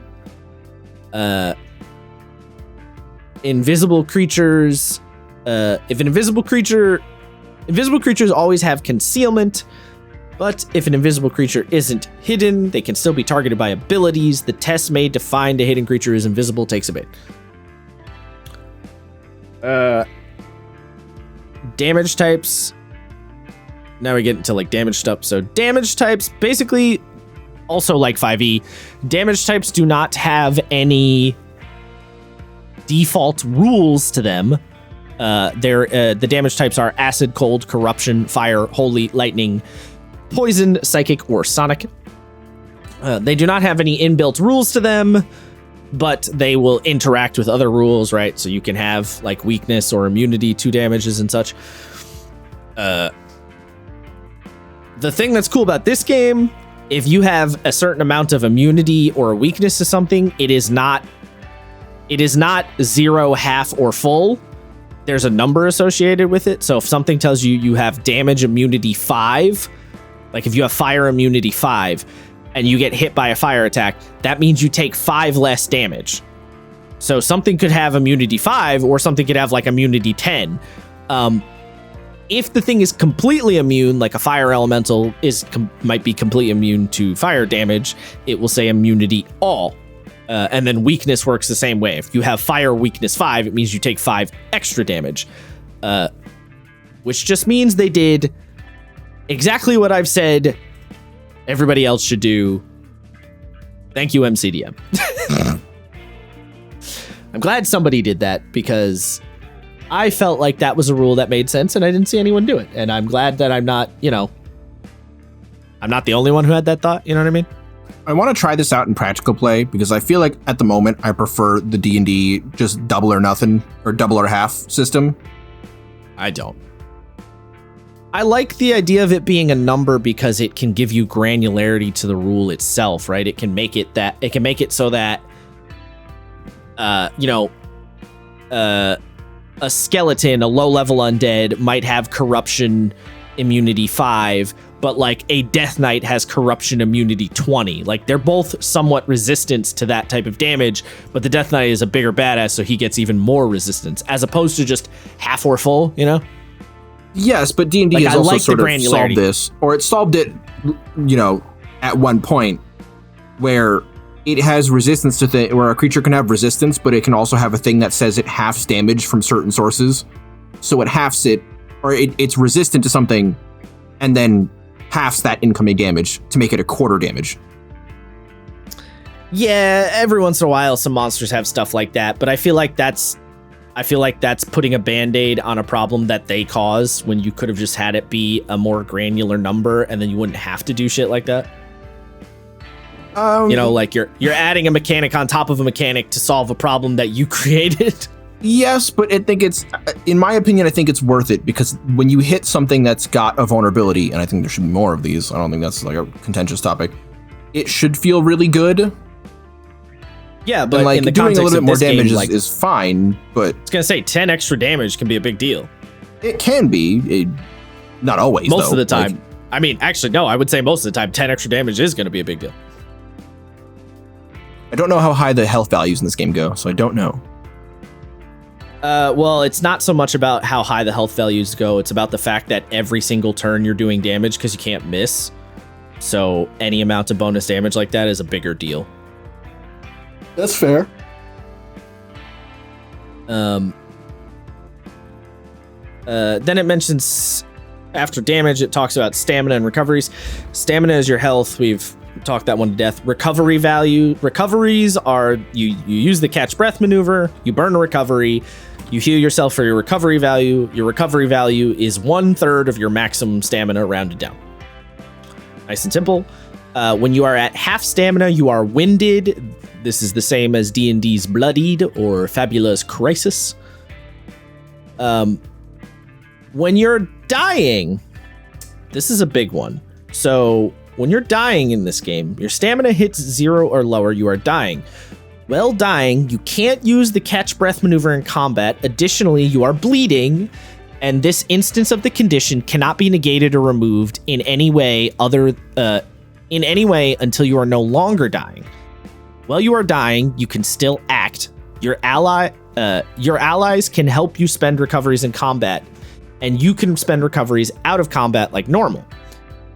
While your stamina is lower than 0, if it reaches the negative of your winded value, you die. When you die, you can't be brought back to life without the use of special powerful items such as a Scroll of Resurrection. So, effectively, when you hit 0 in this game, you're not down and out, you're on a timer. So, you cannot heal yourself. Someone else can help you heal, but you can't catch breath to heal yourself. And you're bleeding every turn. You're bleeding, which means you're going to take damage every turn. So once you get to half of your maximum health, then you're done. Which is pretty cool. I like that. It's like a decent compromise. I almost feel like you should maybe have a little bit, maybe you should have a bane to your attacks and stuff when you're dying or something like that. It feels weird that you can fight at maximum effectiveness while dying, but not the end of the world. I don't know. I feel like it fits. It fits what they're going for their narrative, like you're having a heroic last stand. Yeah, I don't know. Mechanically, it feels weird that you're still at like maximum strength or something. I don't know. You know what I mean? I get what you're saying. I think for the fantasy that they're trying to capture, I think it works pretty well. For director-controlled creatures, it's real simple. When they hit 0, they're done. They don't have recoveries, and they do not have a recovery value or anything like that. So they can't do that the way players can, player characters. In terms of knocking creatures out, like if you don't want to kill them or whatever, you can just say whenever the fuck you want, I knock this creature out instead. There's no stipulations on it. You just knock motherfuckers out. They remain unconscious for an hour. After an hour, they get 1 stamina back and they wake up. When you're unconscious, you can't do stuff. Can't take actions, can't move, can't take triggered actions, blah, blah, blah, blah, blah. There's temporary stamina in the game. It works identical to temporary HP to 5e. If you have 2 sources of temporary stamina, you take whichever source is higher. You do not add them together. And then objects can have stamina if the director needs, and there's a quick little chart of reference. Underwater combat, there is literally 2 sentences on it. If you're submerged, you have fire immunity 5 and lightning weakness 5. If you can't automatically swim at full speed while moving, your power rolls take a bane. So if you don't have a swim speed, you take a bane. That's it. And then suffocating. During combat or under similar circumstances, you can hold your breath a number of combat rounds equal to your might score, minimum of 1. At the end of each combat round, after that, you take a d6 while holding your breath. Out of combat, you can hold your breath a number of minutes equal to your might score. Being unable to breathe after that time counts as a stressful condition, causing you to run out of air as above. Boom, bang, boom. Mounted combat. Nothing to say. You get on your mount and you spend a maneuver to move your mount and move at your mount's speed.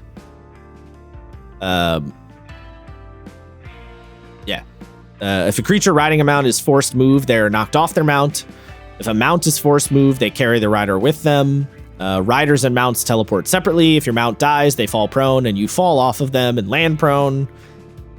Yeah, not much going on with the mounted combat thing. It's pretty straightforward, which is I like fine. that they really just did the simple thing of simplifying the D&D. Well, Yes. technically, Yes. your horde thing was past you, so you have to save an action, but they only get 1 attack.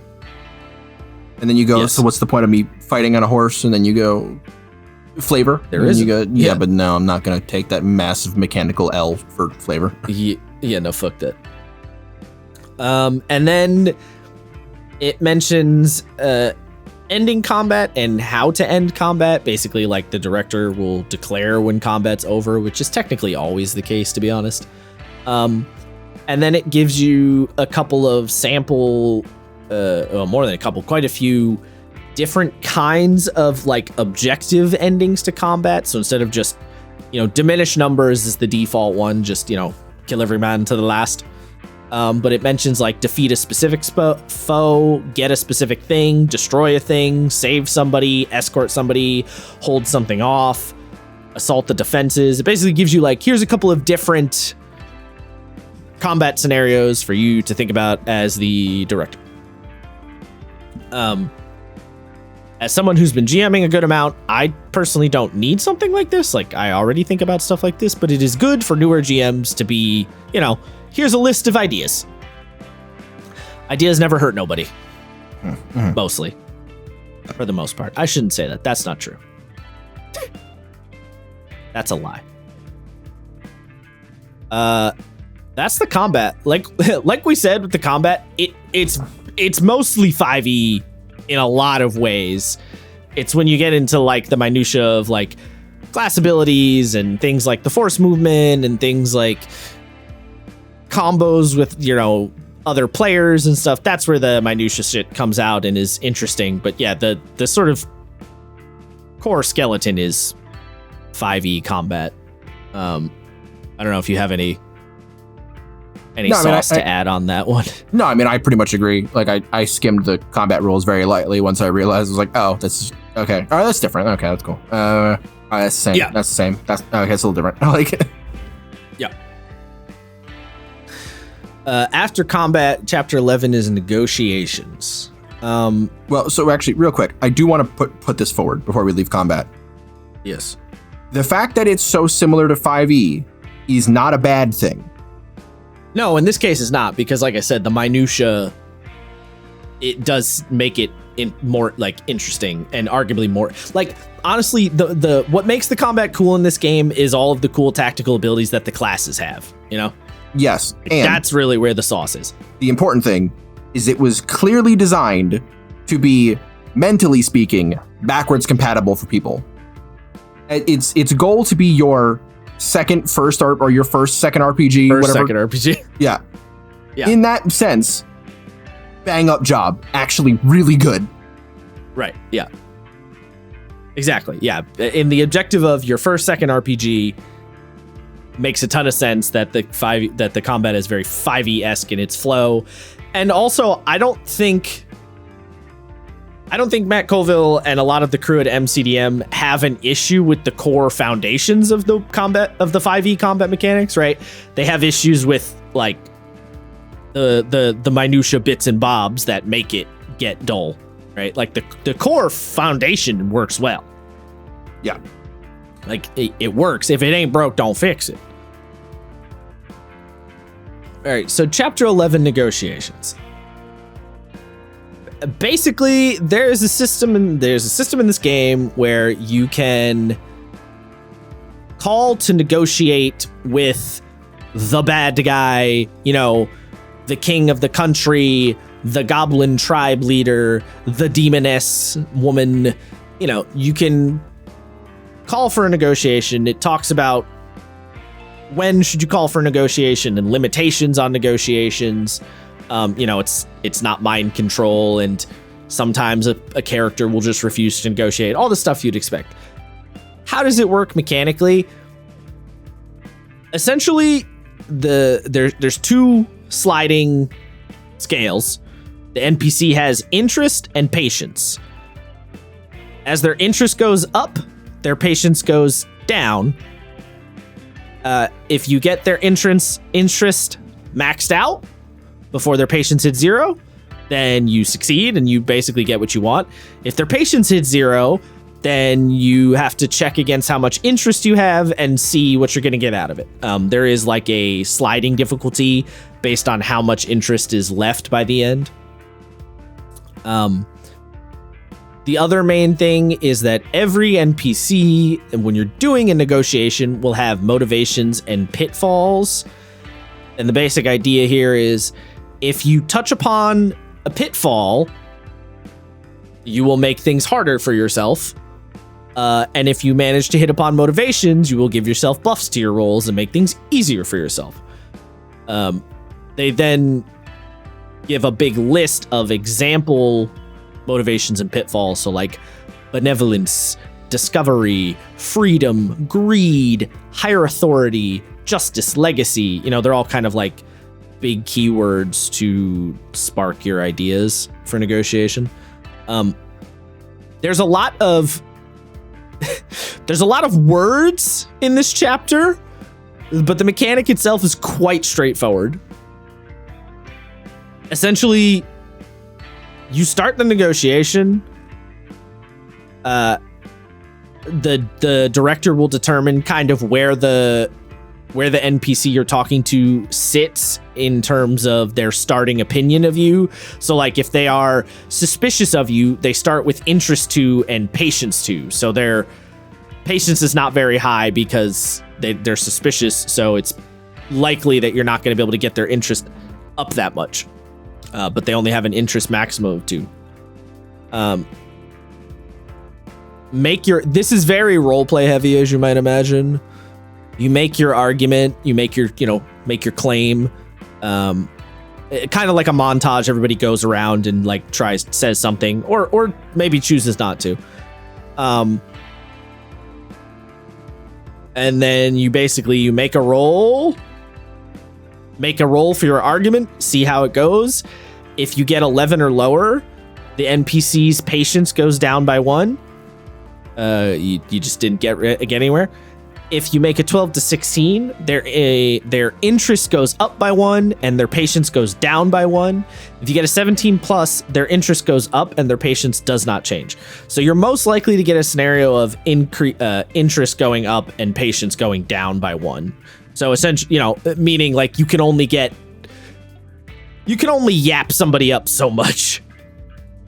Right? Like you can't just make an argument forever. Eventually they're going to be like, all right, we're done with this conversation. Yes, I think this is one of the few times where I'm like, this is a cool codified system to have. Especially, I'm usually the guy for codified systems, except when it comes to like the narrative conversation of roleplay. But in this instance, this is pretty cool, actually. Yeah, well, and it's not overly codified, right? Like it's just enough mechanics to utilize, but it's not so many mechanics that you can't also have like a natural back and forth. Mm-hmm. You can also make a roll to try and uncover the NPC's motivations, because if you know their motivations, you can argue for their motivations to make the test for your to make your argument roll to give it a buff, basically. That being said, if you can also try to learn their motivations, roll poorly and piss them off and have their patience go down too. So you have to keep that in mind. And if you, that's what I was saying before. Oh, that chart. Sorry, that chart I was reading before, where the patience decrease or increase up and interest up, patience down. That was if you're appealing to a motivation. If you're not appealing to a motivation and you're not mentioning a pitfall, then an 11 or lower decreases patience by 1 and decreases interest by 1. If it's a 12 to 16, it only decreases patience by 1. If it's 17 plus, interest goes up and patience goes down by 1.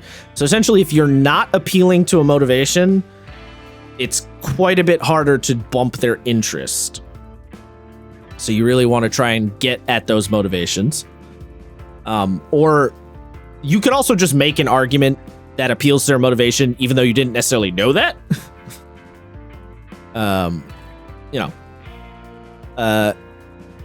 It also mentions if you're caught in a lie, interest is going down because you're a lying sack of shit. And then there's also a thing in this game called your renown score.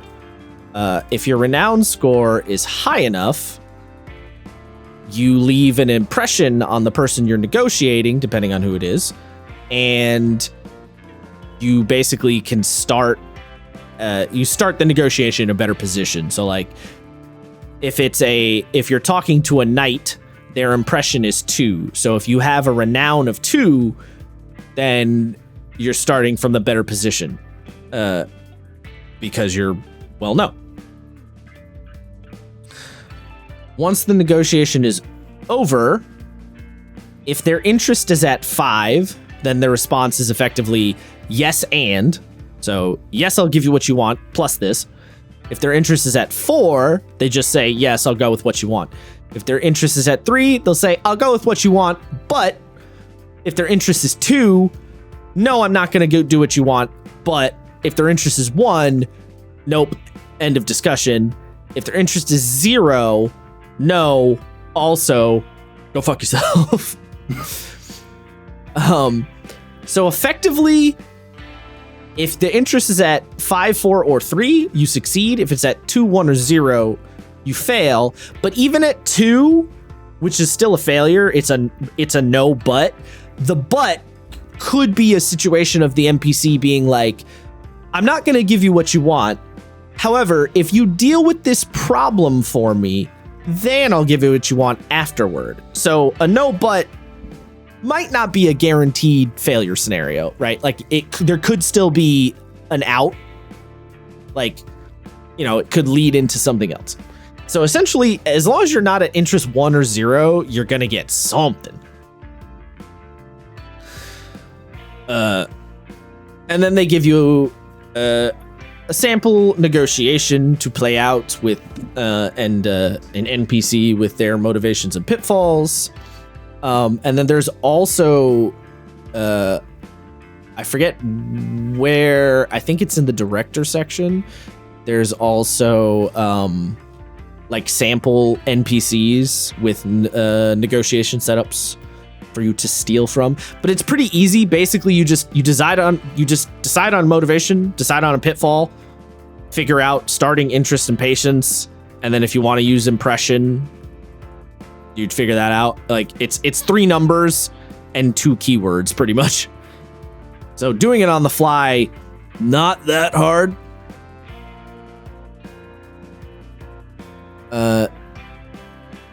Then chapter 12. Downtime projects. So these, if you've played Blades in the Dark, you'll be kind of familiar with downtime projects.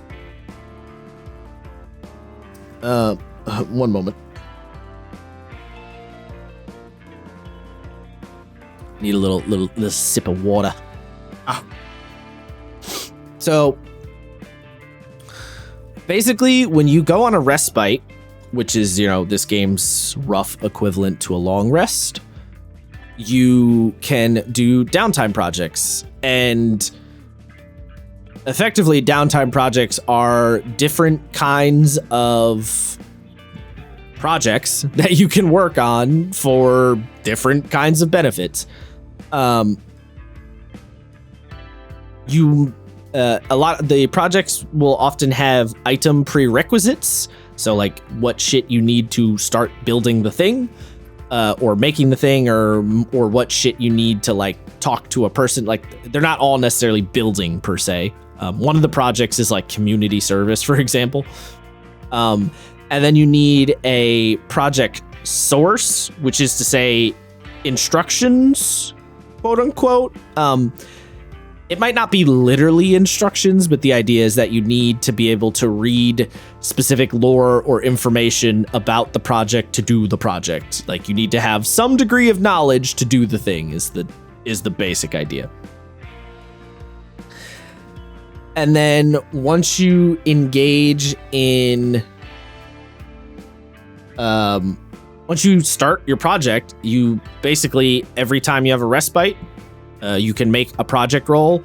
Obviously, they can be broken up over long periods of time, and you can also do multiple projects going at a time, but you can only work on one.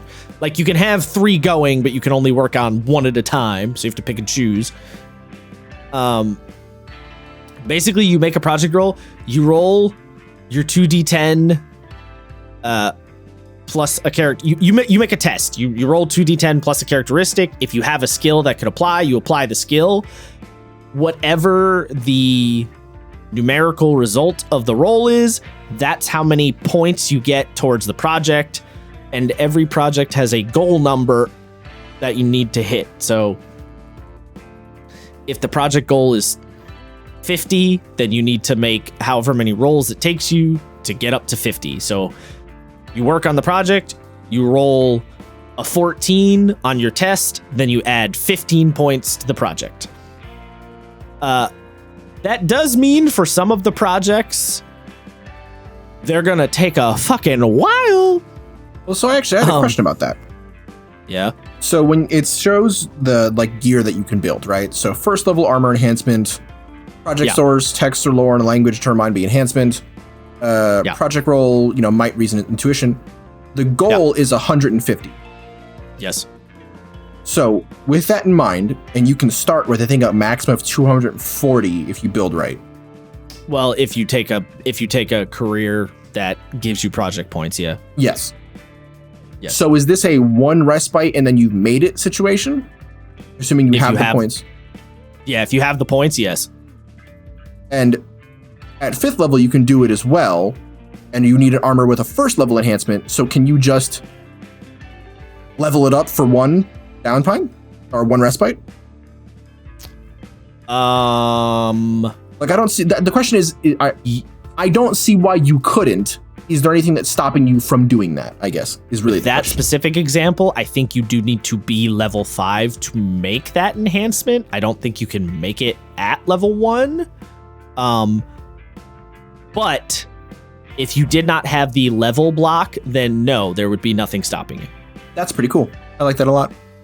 Yeah. So, and the game, I forget where, but in the character creation stuff, it specifically says if you start with project points from your background, you can have built stuff prior to play. Oh, that's so fucking sexy. I love that. So you can spend your project points during character creation to have the stuff.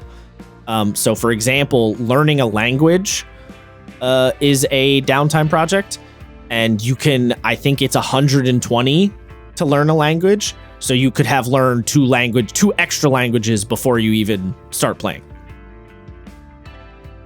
Yeah. I like this. Yeah. I mean, yeah, the project thing is really cool. Like, there's lots of great shit. And obviously, I'm not going to go through all of the different kinds of projects because there's a shitload of them. But there's like,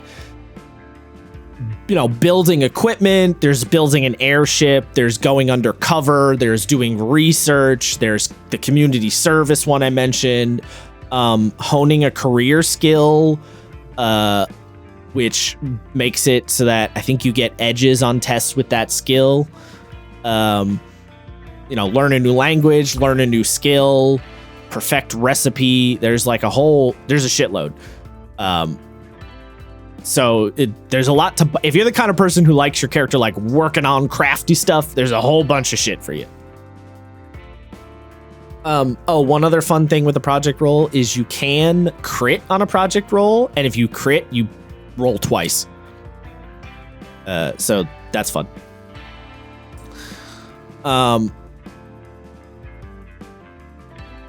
Basically, like, that's the main thing. Like, you make test accrue towards project once you have all the prerequisites. Once you hit the number required, you make the thing. That's like the long and short of it. You take them during respites, you do the thing, boom, bang, boom. Like, it's pretty straightforward, which I love. Don't get me wrong. That's not a complaint. Straightforward is not a complaint. In fact, straightforward is a whatever the opposite of a complaint is. I can't. You know what I mean? It was a compliment. A compliment, yeah. Straightforward is a compliment in this case, because I think a lot of games like to get a little overboard, if you will. Looking at you, D&D, it takes 3 months of downtime to make a fucking uncommon magic item. Yes. It is worth pointing out. Oh yeah, there's also a project to build a road or repair a road, which I thought was interesting. For stuff like building the road, for example, it will tell you what kind of rewards you get. So for example, the road one, it says, when you complete the project, you earn renown among people in the area where the road is built. And also time spent traveling between locations on the road is cut in half. So some of them have like bespoke rewards like that. Some of them will take a long ass time. Like, build an airship requires 3,000 project points to complete. So that shit's going to take a while. Granted, there's lots of different ways you can accrue project points. Like, you can be rewarded them. Multiple people can work on the project. You can also get retainers in this game who can work on projects in the background for you. So stuff like build an airship will take a long time, but there are ones, as you go on adventures and accrue levels, there are ways that you can mitigate that quite high amount. The other notable thing about projects is there's also project events, which basically amount to the GM can roll on a table depending on the project. The different projects have different tables. But you can roll on a table to be like, oh, something something unique or different happens in this scenario. And, you know, thing happens. So for example, on the using the build roads one, if you roll a 2 on a D10, after the roll, the local population grows in excitement with each completed portion of the road. The name of the hero making the project roll spreads as a builder of bridges, both literal and social. If the project roll is a 12 or higher, the local community comes together to complete the project alongside the hero's hired crew. The hero doubles the renown earned at the end of the project. So if your director decides to roll on the events table and gets that one, you get double renown for doing that project. They're not all necessarily like good. They can kind of be good or bad or neutral. Like the events can vary. There is also a generic project events table towards the end of the downtime project section. And in terms of when the events happen, it's up to the director. They give you a couple of different options. You can just kind of roll whenever you want. You can roll at milestones in a project. Or you can do it, what was the other one? I feel like there was another one that I'm forgetting. Oh, you can make a roll to see if the event will happen or not. That was the other thing. Yeah. I think that's all I'll say on downtime projects. Like I said, it's a straightforward mechanic, but it's very cool. Also, some of the projects are stuff you wouldn't expect. Like there's a project for fishing, which has a really big event table with all sorts of different outcomes. There's also a project that's just called Spend Time with Loved Ones. Oh, that's neat. I didn't see that one. Yeah, it's like way towards the back. I think it's literally the last. Yeah, it's literally the last project listed. But yeah. So there's a lot you can do, and of course, as the GM can create other kinds of projects too. You can also reward. One of the reward things you can give in this game are essentially like recipes. And the recipes will have a project goal. The players work on the recipe during downtime. They make the cool magic item or potion or whatever. Yeah, I don't think I have any complaint about the project rules. I think I'm basically happy with them. The numbers on some of them maybe seem a little big, but I haven't played with the system, so maybe they won't feel as bad once you actually try it out. You know what I mean? Yeah. That's a lot of the critique I have about this game, where it's like, I don't know if that would work out, but I don't have the fucking evidence to say that it would or wouldn't. Yeah, it's like I haven't seen the math in action, so I can't say 100%. But I don't know. I assume you're on the same page though as me, where like you have no complaint on this one. No. Yeah. So after downtime, chapter 13 is rewards. So rewards are, there's different types of rewards. Your kinds of rewards are treasures, titles, renown, and then wealth. So treasures are effectively your magic items. You have consumables, trinkets, leveled treasures, and artifacts. Consumables are what they sound like, potions or magic dusts or, magic glass figurines you break that, consumables do a thing once. Trinkets are, magic boots and bags and clothes and gloves and jewelry and boots and cats and boots and cats. Oh my God. Trinkets are stuff and 2015 bullshit. And then leveled treasures are your those are where your magic armors and magic weapons and stuff are going to come as leveled treasures. And they're called leveled because as your character levels up, your magic item levels up with you and becomes more powerful.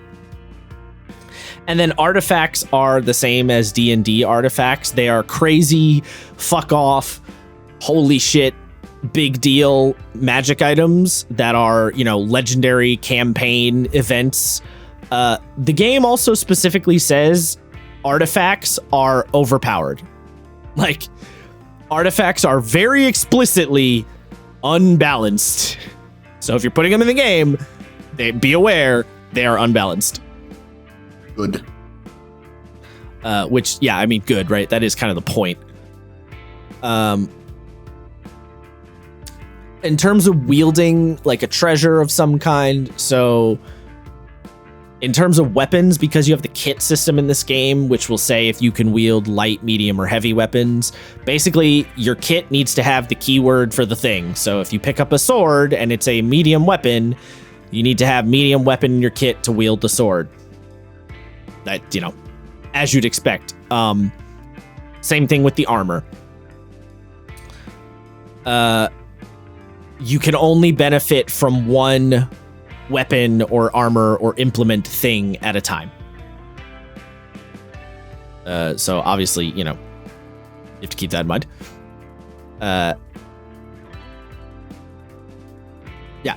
There's also some of them will specify that they have the like magic or psionic keyword to them, which is kind of like damage. Does not have any rules bespoke by itself, but will interact with rules. So, you know, a thing might say, turn off, you know, this weird anti-magic field turns off anything that has the keyword of magic, but does not turn off psionics or something like that. You know, it's that kind of a thing. And then you just get the big list of treasures and the art and stuff, and they all have different different kinds of effects and shit, as you would expect from magical items. They also have for all the magic items in this game, you will see they have project sources. So for example, the black ash dart says project source, text or lore in Zeech. Zeech is, I think, the goblin language. And then item prerequisite, 3 vials of black ash from the College of Black Ash. So essentially, if you wanted to make a black ash dart, you would need to have text that explains how to make it written in that language. And then you would need some vials of black ash to make the thing. And then once you complete the project, it yields 1d3 darts, or automatically gives you 3 darts if crafted by a shadow, which I thought was a cool touch. So all of the magic items will have what you need to craft them also in their description, which is sick because that means you can craft everything. Like it's all on the table. You can craft anything you want. You know what I mean? It's all on the table. The GM doesn't have to do any fucking work to figure out how you do it. Yeah, you could just be like, I would like to make this. Yeah, I want to make this. I want to make a giant's blood flame. GM says, okay, you're going to need a vial of fire giant blood and some text in Kalian telling you how to do it. And then it costs. They also have the project goal amount. So for the consumables, a lot of them are 45, which will take you. 45 will probably take you, on average, like 3-ish respites, I would think. Less if somebody's helping you. Yeah, and of course, I mean, I don't think I need to say this, but like magic items cool. Right? Like I jumped around, obviously I didn't look at all of them, but I was jumping around and looking at a bunch of them, and like, yeah, magic items cool in this game. What a surprise. The only one that I care about is that there's the Lance of Longinus in this bitch, baby, and that's all I need. Yes. Yep. And it's not even like it's straight up. It's the double helix that turns into the really yeah. Mwah. Also worth pointing out that treasures in this game are broken up by echelon, which is as a reminder, which is the tiers of play in this game. So you don't need to worry about giving them something overpowered if the characters are in the first echelon of play and it is a first echelon treasure, then that is intended for them to be able to use it. I don't remember if the game gives you guidance on how many treasures and things to give them, but I don't think the game cares or is super worried about that, to be honest. You know what? How about this? We'll have Matt run it, and then he can give us that number. Yeah, well, that's yeah. You know, it's great when he sends us a text being like, I can't believe I'm being called out on something I absolutely should be called out for. I'm just trying to listen to podcasts while I'm in Japan.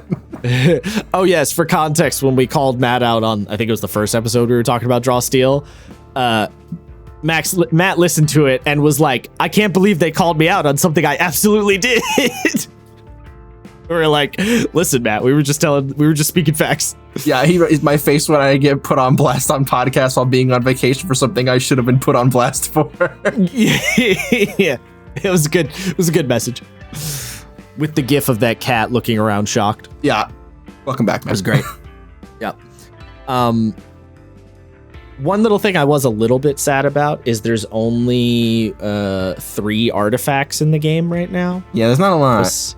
I was slightly sad, but I get it because there's not that many you're going to end up using. Then we have titles as another reward system. So titles... This is so fucking cool. I love this. Yeah, so titles are sick. Basically, titles are perks that the director rewards to you based on cool shit you do. So the basic idea is there's a prerequisite for the title. You have to do a certain thing. Once you acquire the title, most of them will have a list. The GM will award the title to the entire group, and then everyone can pick from the list of what they want. Some of them are like one person specific, but a lot of them will be group based. So like, for example, there's the Brawler title, and the prerequisite is you triumph in battle without killing any of your foes, and that gets you the Brawler title. And then you could choose one of the effects, and they're basically little mini feats, little mini perk effects. So like, for example, Duck is one of the Brawler ones. When an enemy strikes you with a second, while a second creature is flanking you, you can use a triggered action to redirect the strike against the second creature. Once you use this benefit, you can't use it again until you earn 1 or more victories. That's just one. There's 4 listed in the Brawler.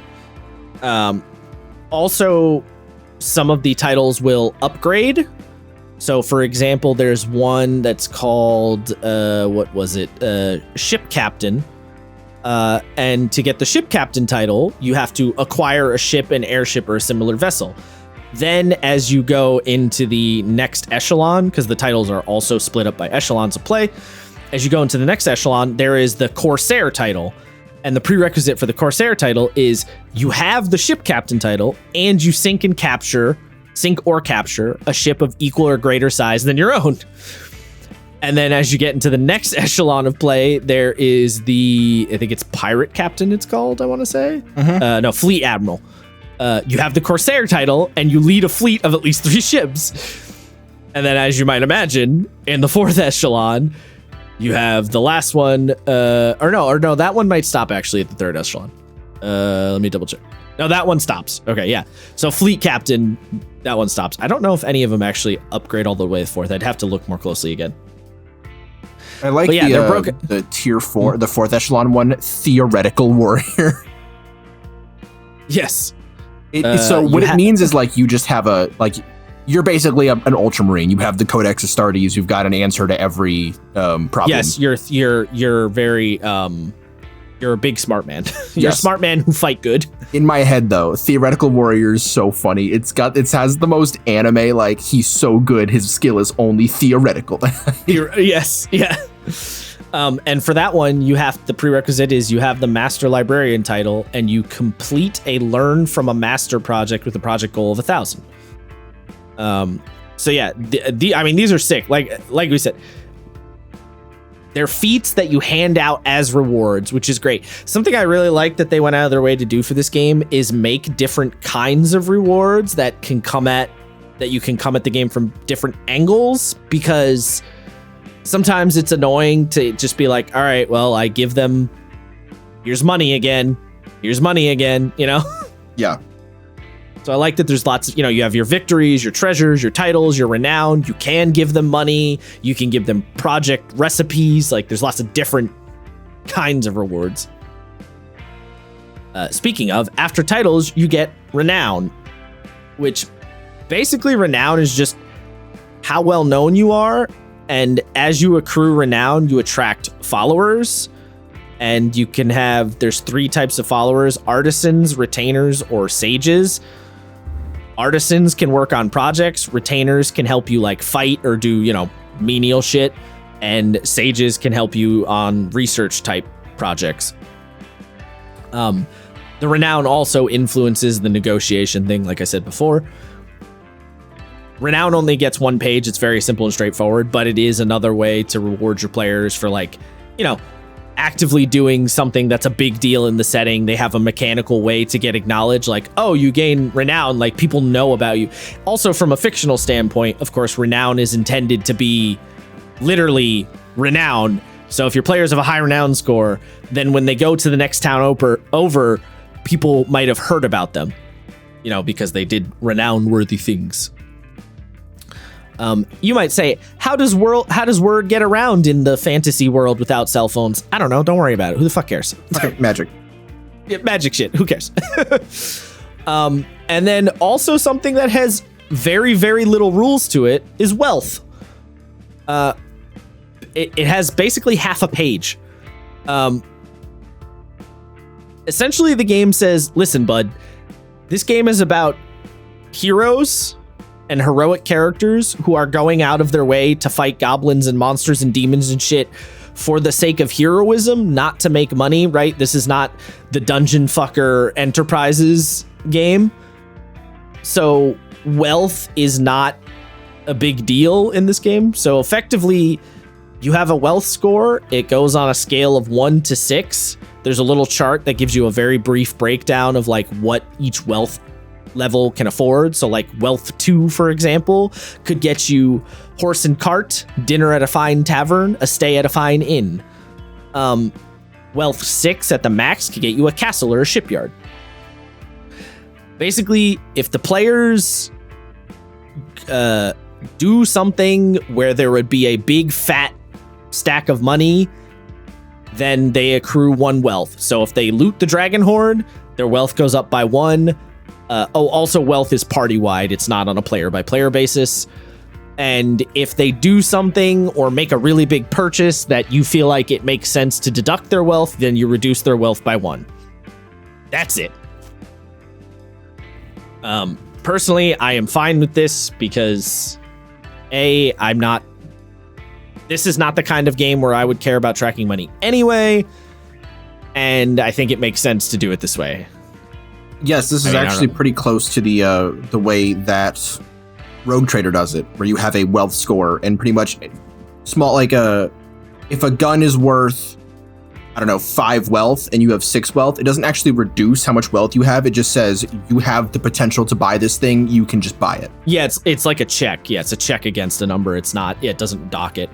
I've seen a couple other games do a similar. I think Burning Wheel does a similar thing, although there are more mechanics to it. But I believe Burning Wheel does like a similar style of thing with wealth.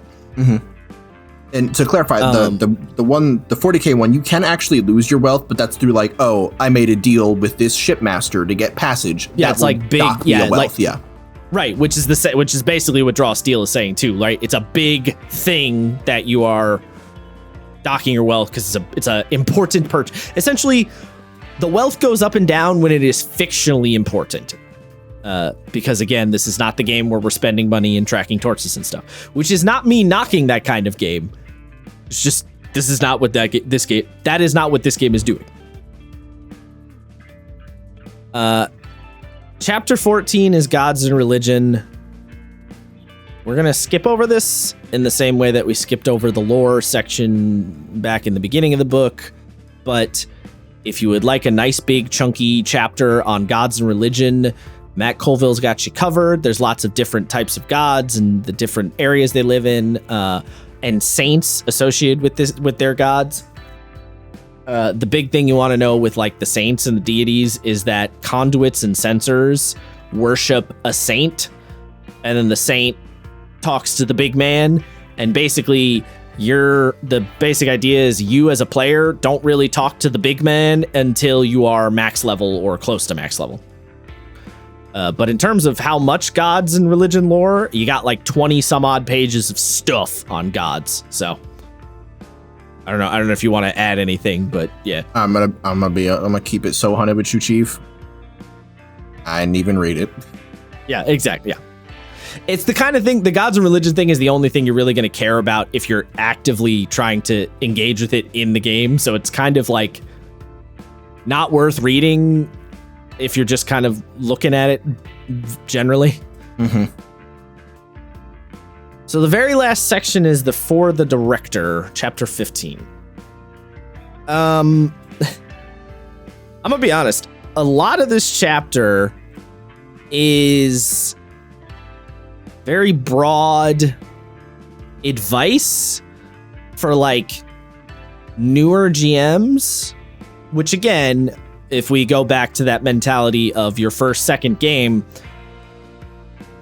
makes sense. I personally, as a more experienced GM, looked through a lot of this chapter and was like, not super impressed or anything. No, actually, something I thought was kind of neat was a lot of the villain stuff is pulled right out of Fabula. Not that there, Fabula was it's a similar idea. Not that Fabula was an inspiration, but the information here lines up so closely with Fabula's that pretty cool, actually. Yeah, I mean, I should clarify. I don't think I think a lot of the advice in this director section is good. I just don't feel like I have much to talk about because it's very broad, general. This is how you handle this. This is how you handle this. Here's ideas about how you can think about, campaign style and how to pitch your campaign. And it talks about the four pillars of play. That being combat, exploration, interpersonal, and intrigue, and explaining to your players on like a high, medium, and low scale how much of each of the four are going to be in the game. So like in the example it gives, interpersonal is low, intrigue is medium, exploration is high, combat is medium. I do like that it one thing I did like in this section is it has like a sample campaign it uses, and it always references back to that same sample campaign, or at least most of the time, so that you're always thinking about it in the similar context, which I think is a good way to just deliver that information. Yeah, I mean, Isaiah mentioned the villains thing. Yes, there's a big chunk on like how to run the villains, how to think about the villains, how to style them, as it were. I don't know that style is the right way to put it, but you know what I mean. What's their vibe?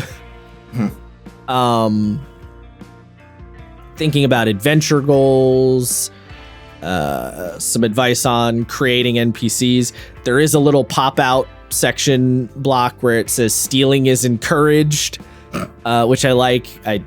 Because, agreed, stealing is encouraged, right? Take from things that you like, put them in your game.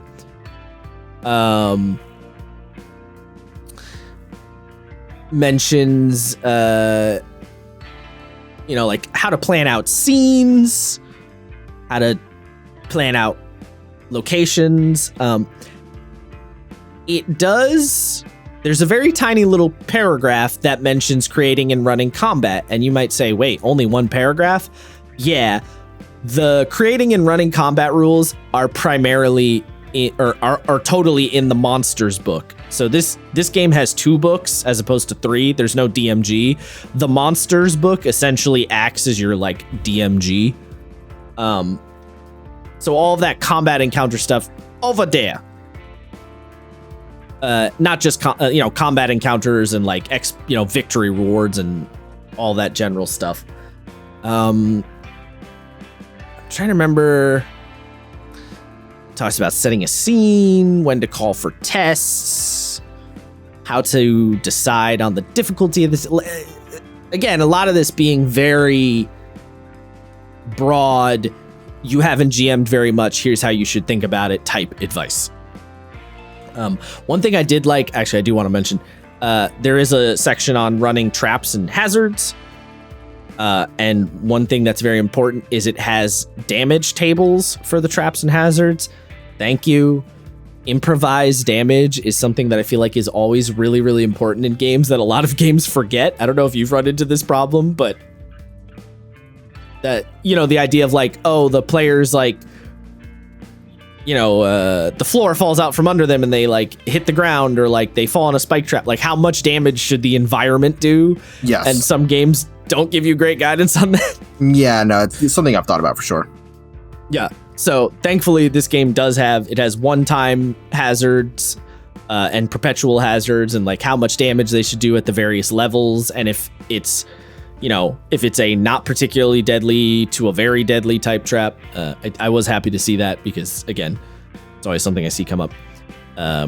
Mentions creating and running negotiations. That's an important, if you're running this game, if you're a confident GM, but you're running this game, you might want to look at the negotiations bit, because that is, relatively unique to this game. And there are a bunch of sample negotiator stat blocks, quote unquote. They don't have stats per se, right? But it has their motivations and their pitfalls and their impression score. So it's sort of a pseudo stat block.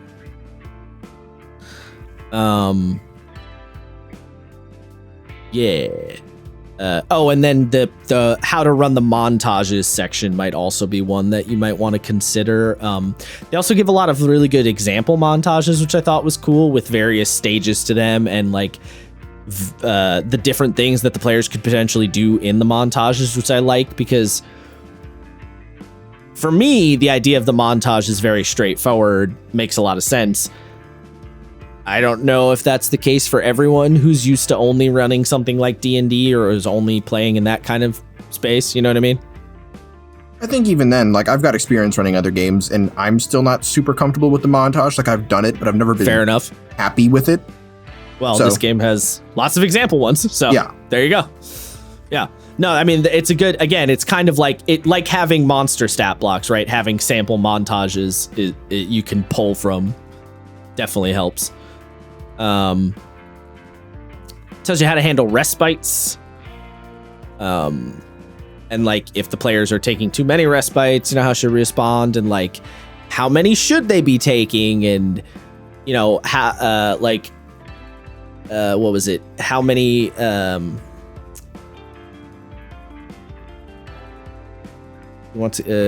on, sorry. If you how many respites should you give? Like, do you want to give them downtime to craft things, or do you want to make it more of like a tighter on the clock situation?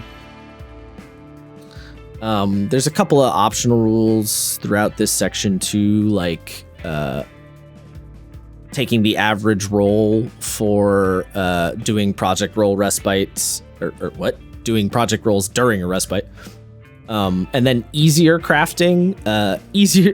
Every crafting project requires that a hero obtain the project item prerequisite and project sources in a specific language. These requirements exist so you can control the pace.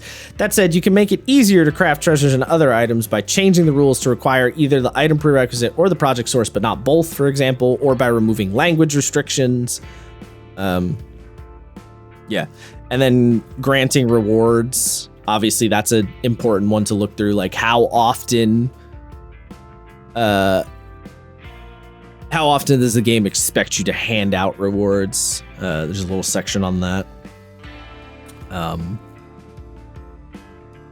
And awarding awarding hero tokens, it reiterates like sample actions that should reward hero tokens, such as the group is presented with an easy way out of a difficult situation that involves lying, cheating, or stealing, but they take the more arduous path. That's like a hero token.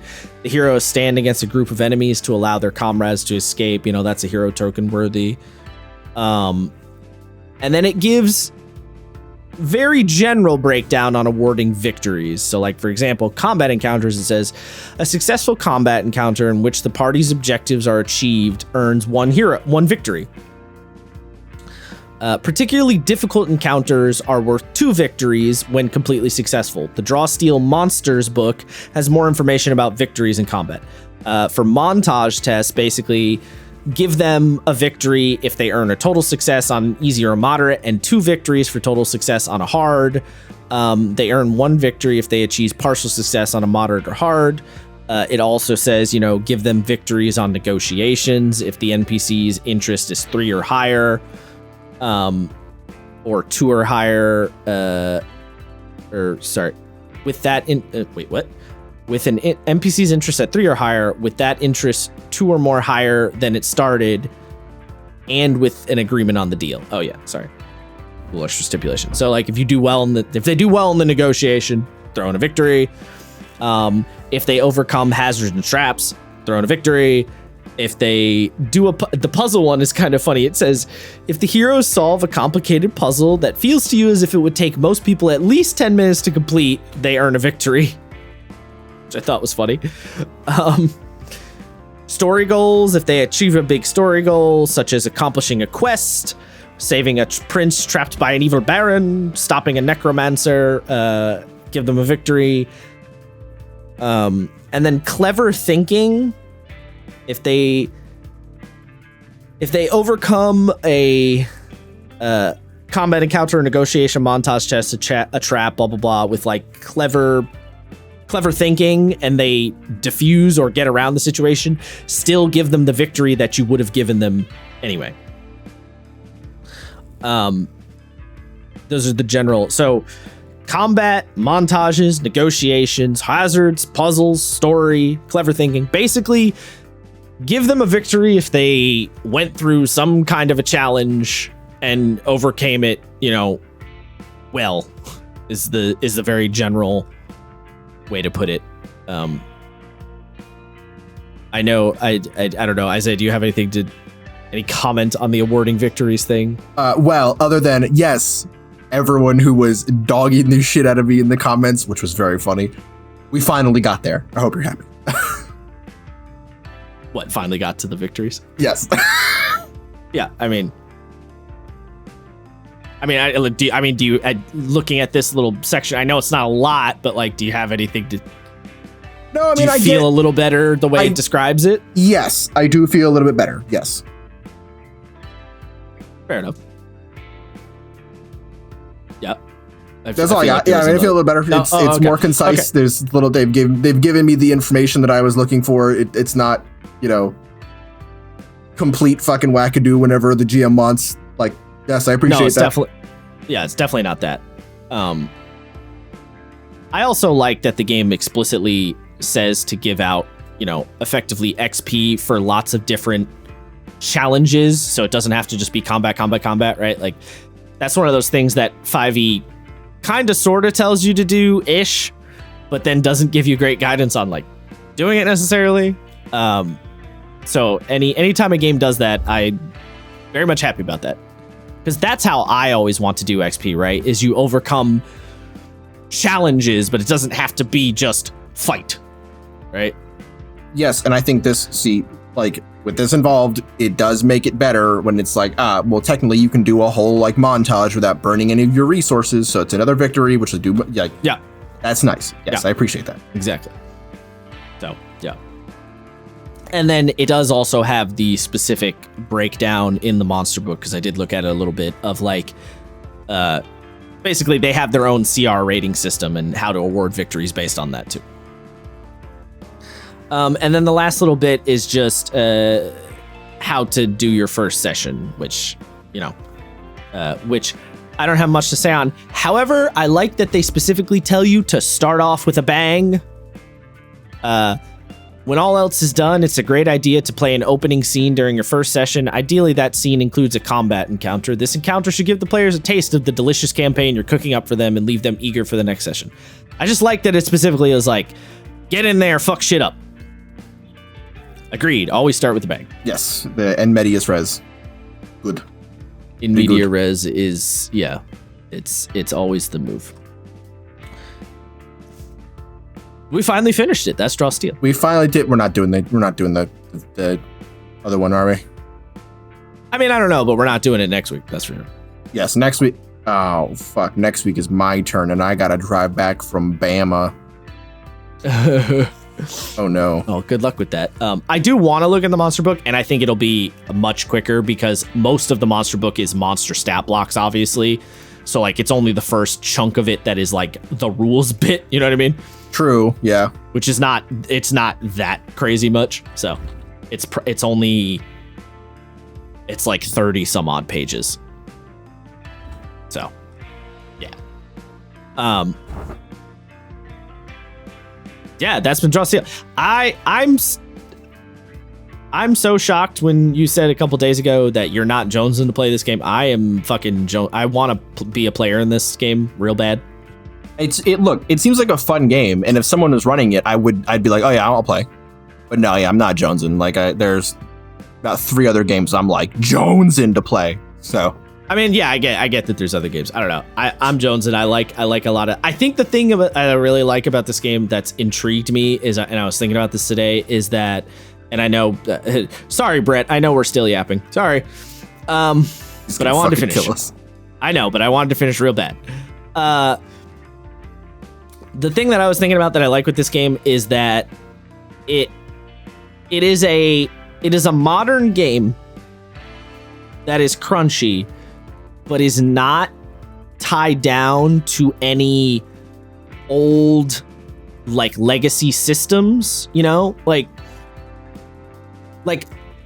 I feel like most games these days have moved away from the crunch for the most part, and the games that do have the crunch are tied to old systems, right? Like Pathfinder, Shadowrun, D&D. You know, most of the newer games I've seen coming out that still have that crunch element, but are modern, yeah, they still have to deal with like the baggage of previous versions, right? They don't want to stray too far from their original selves, right? Pathfinder isn't going to go off the deep end and throw out all the old ability score systems and throw out the D20 and all that shit, right? Like they're tied down to a certain degree. So I like seeing a modern crunchy game that's not tied down by any of that shit, so they can come at everything with fresh eyes, which I think is what makes this game really intriguing. So it is a crunchier game, but it almost doesn't feel like a crunchier game because it's a crunchier game, but it's coming at it with very modern design sensibilities and very little baggage. Get what I mean? Mm-hmm. So it's like a interesting little microcosm.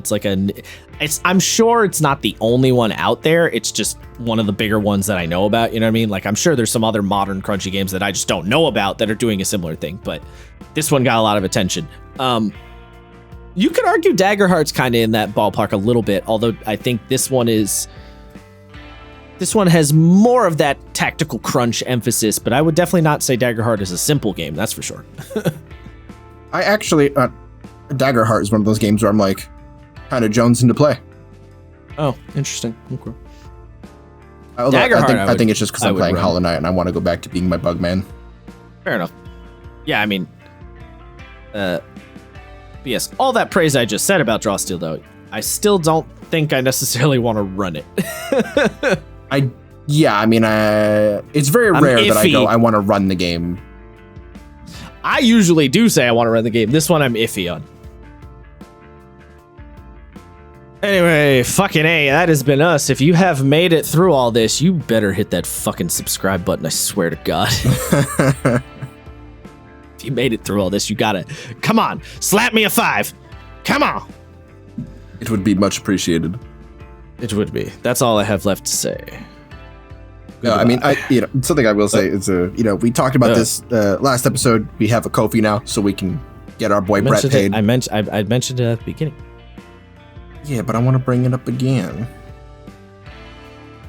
Well, Brett's gonna. I don't know if the pay is gonna matter. He's gonna strangle us either way. Look, he'll strangle us unless we get that. Yeah, maybe. Help Brett get paid, please. That's all I'll say. Goodbye.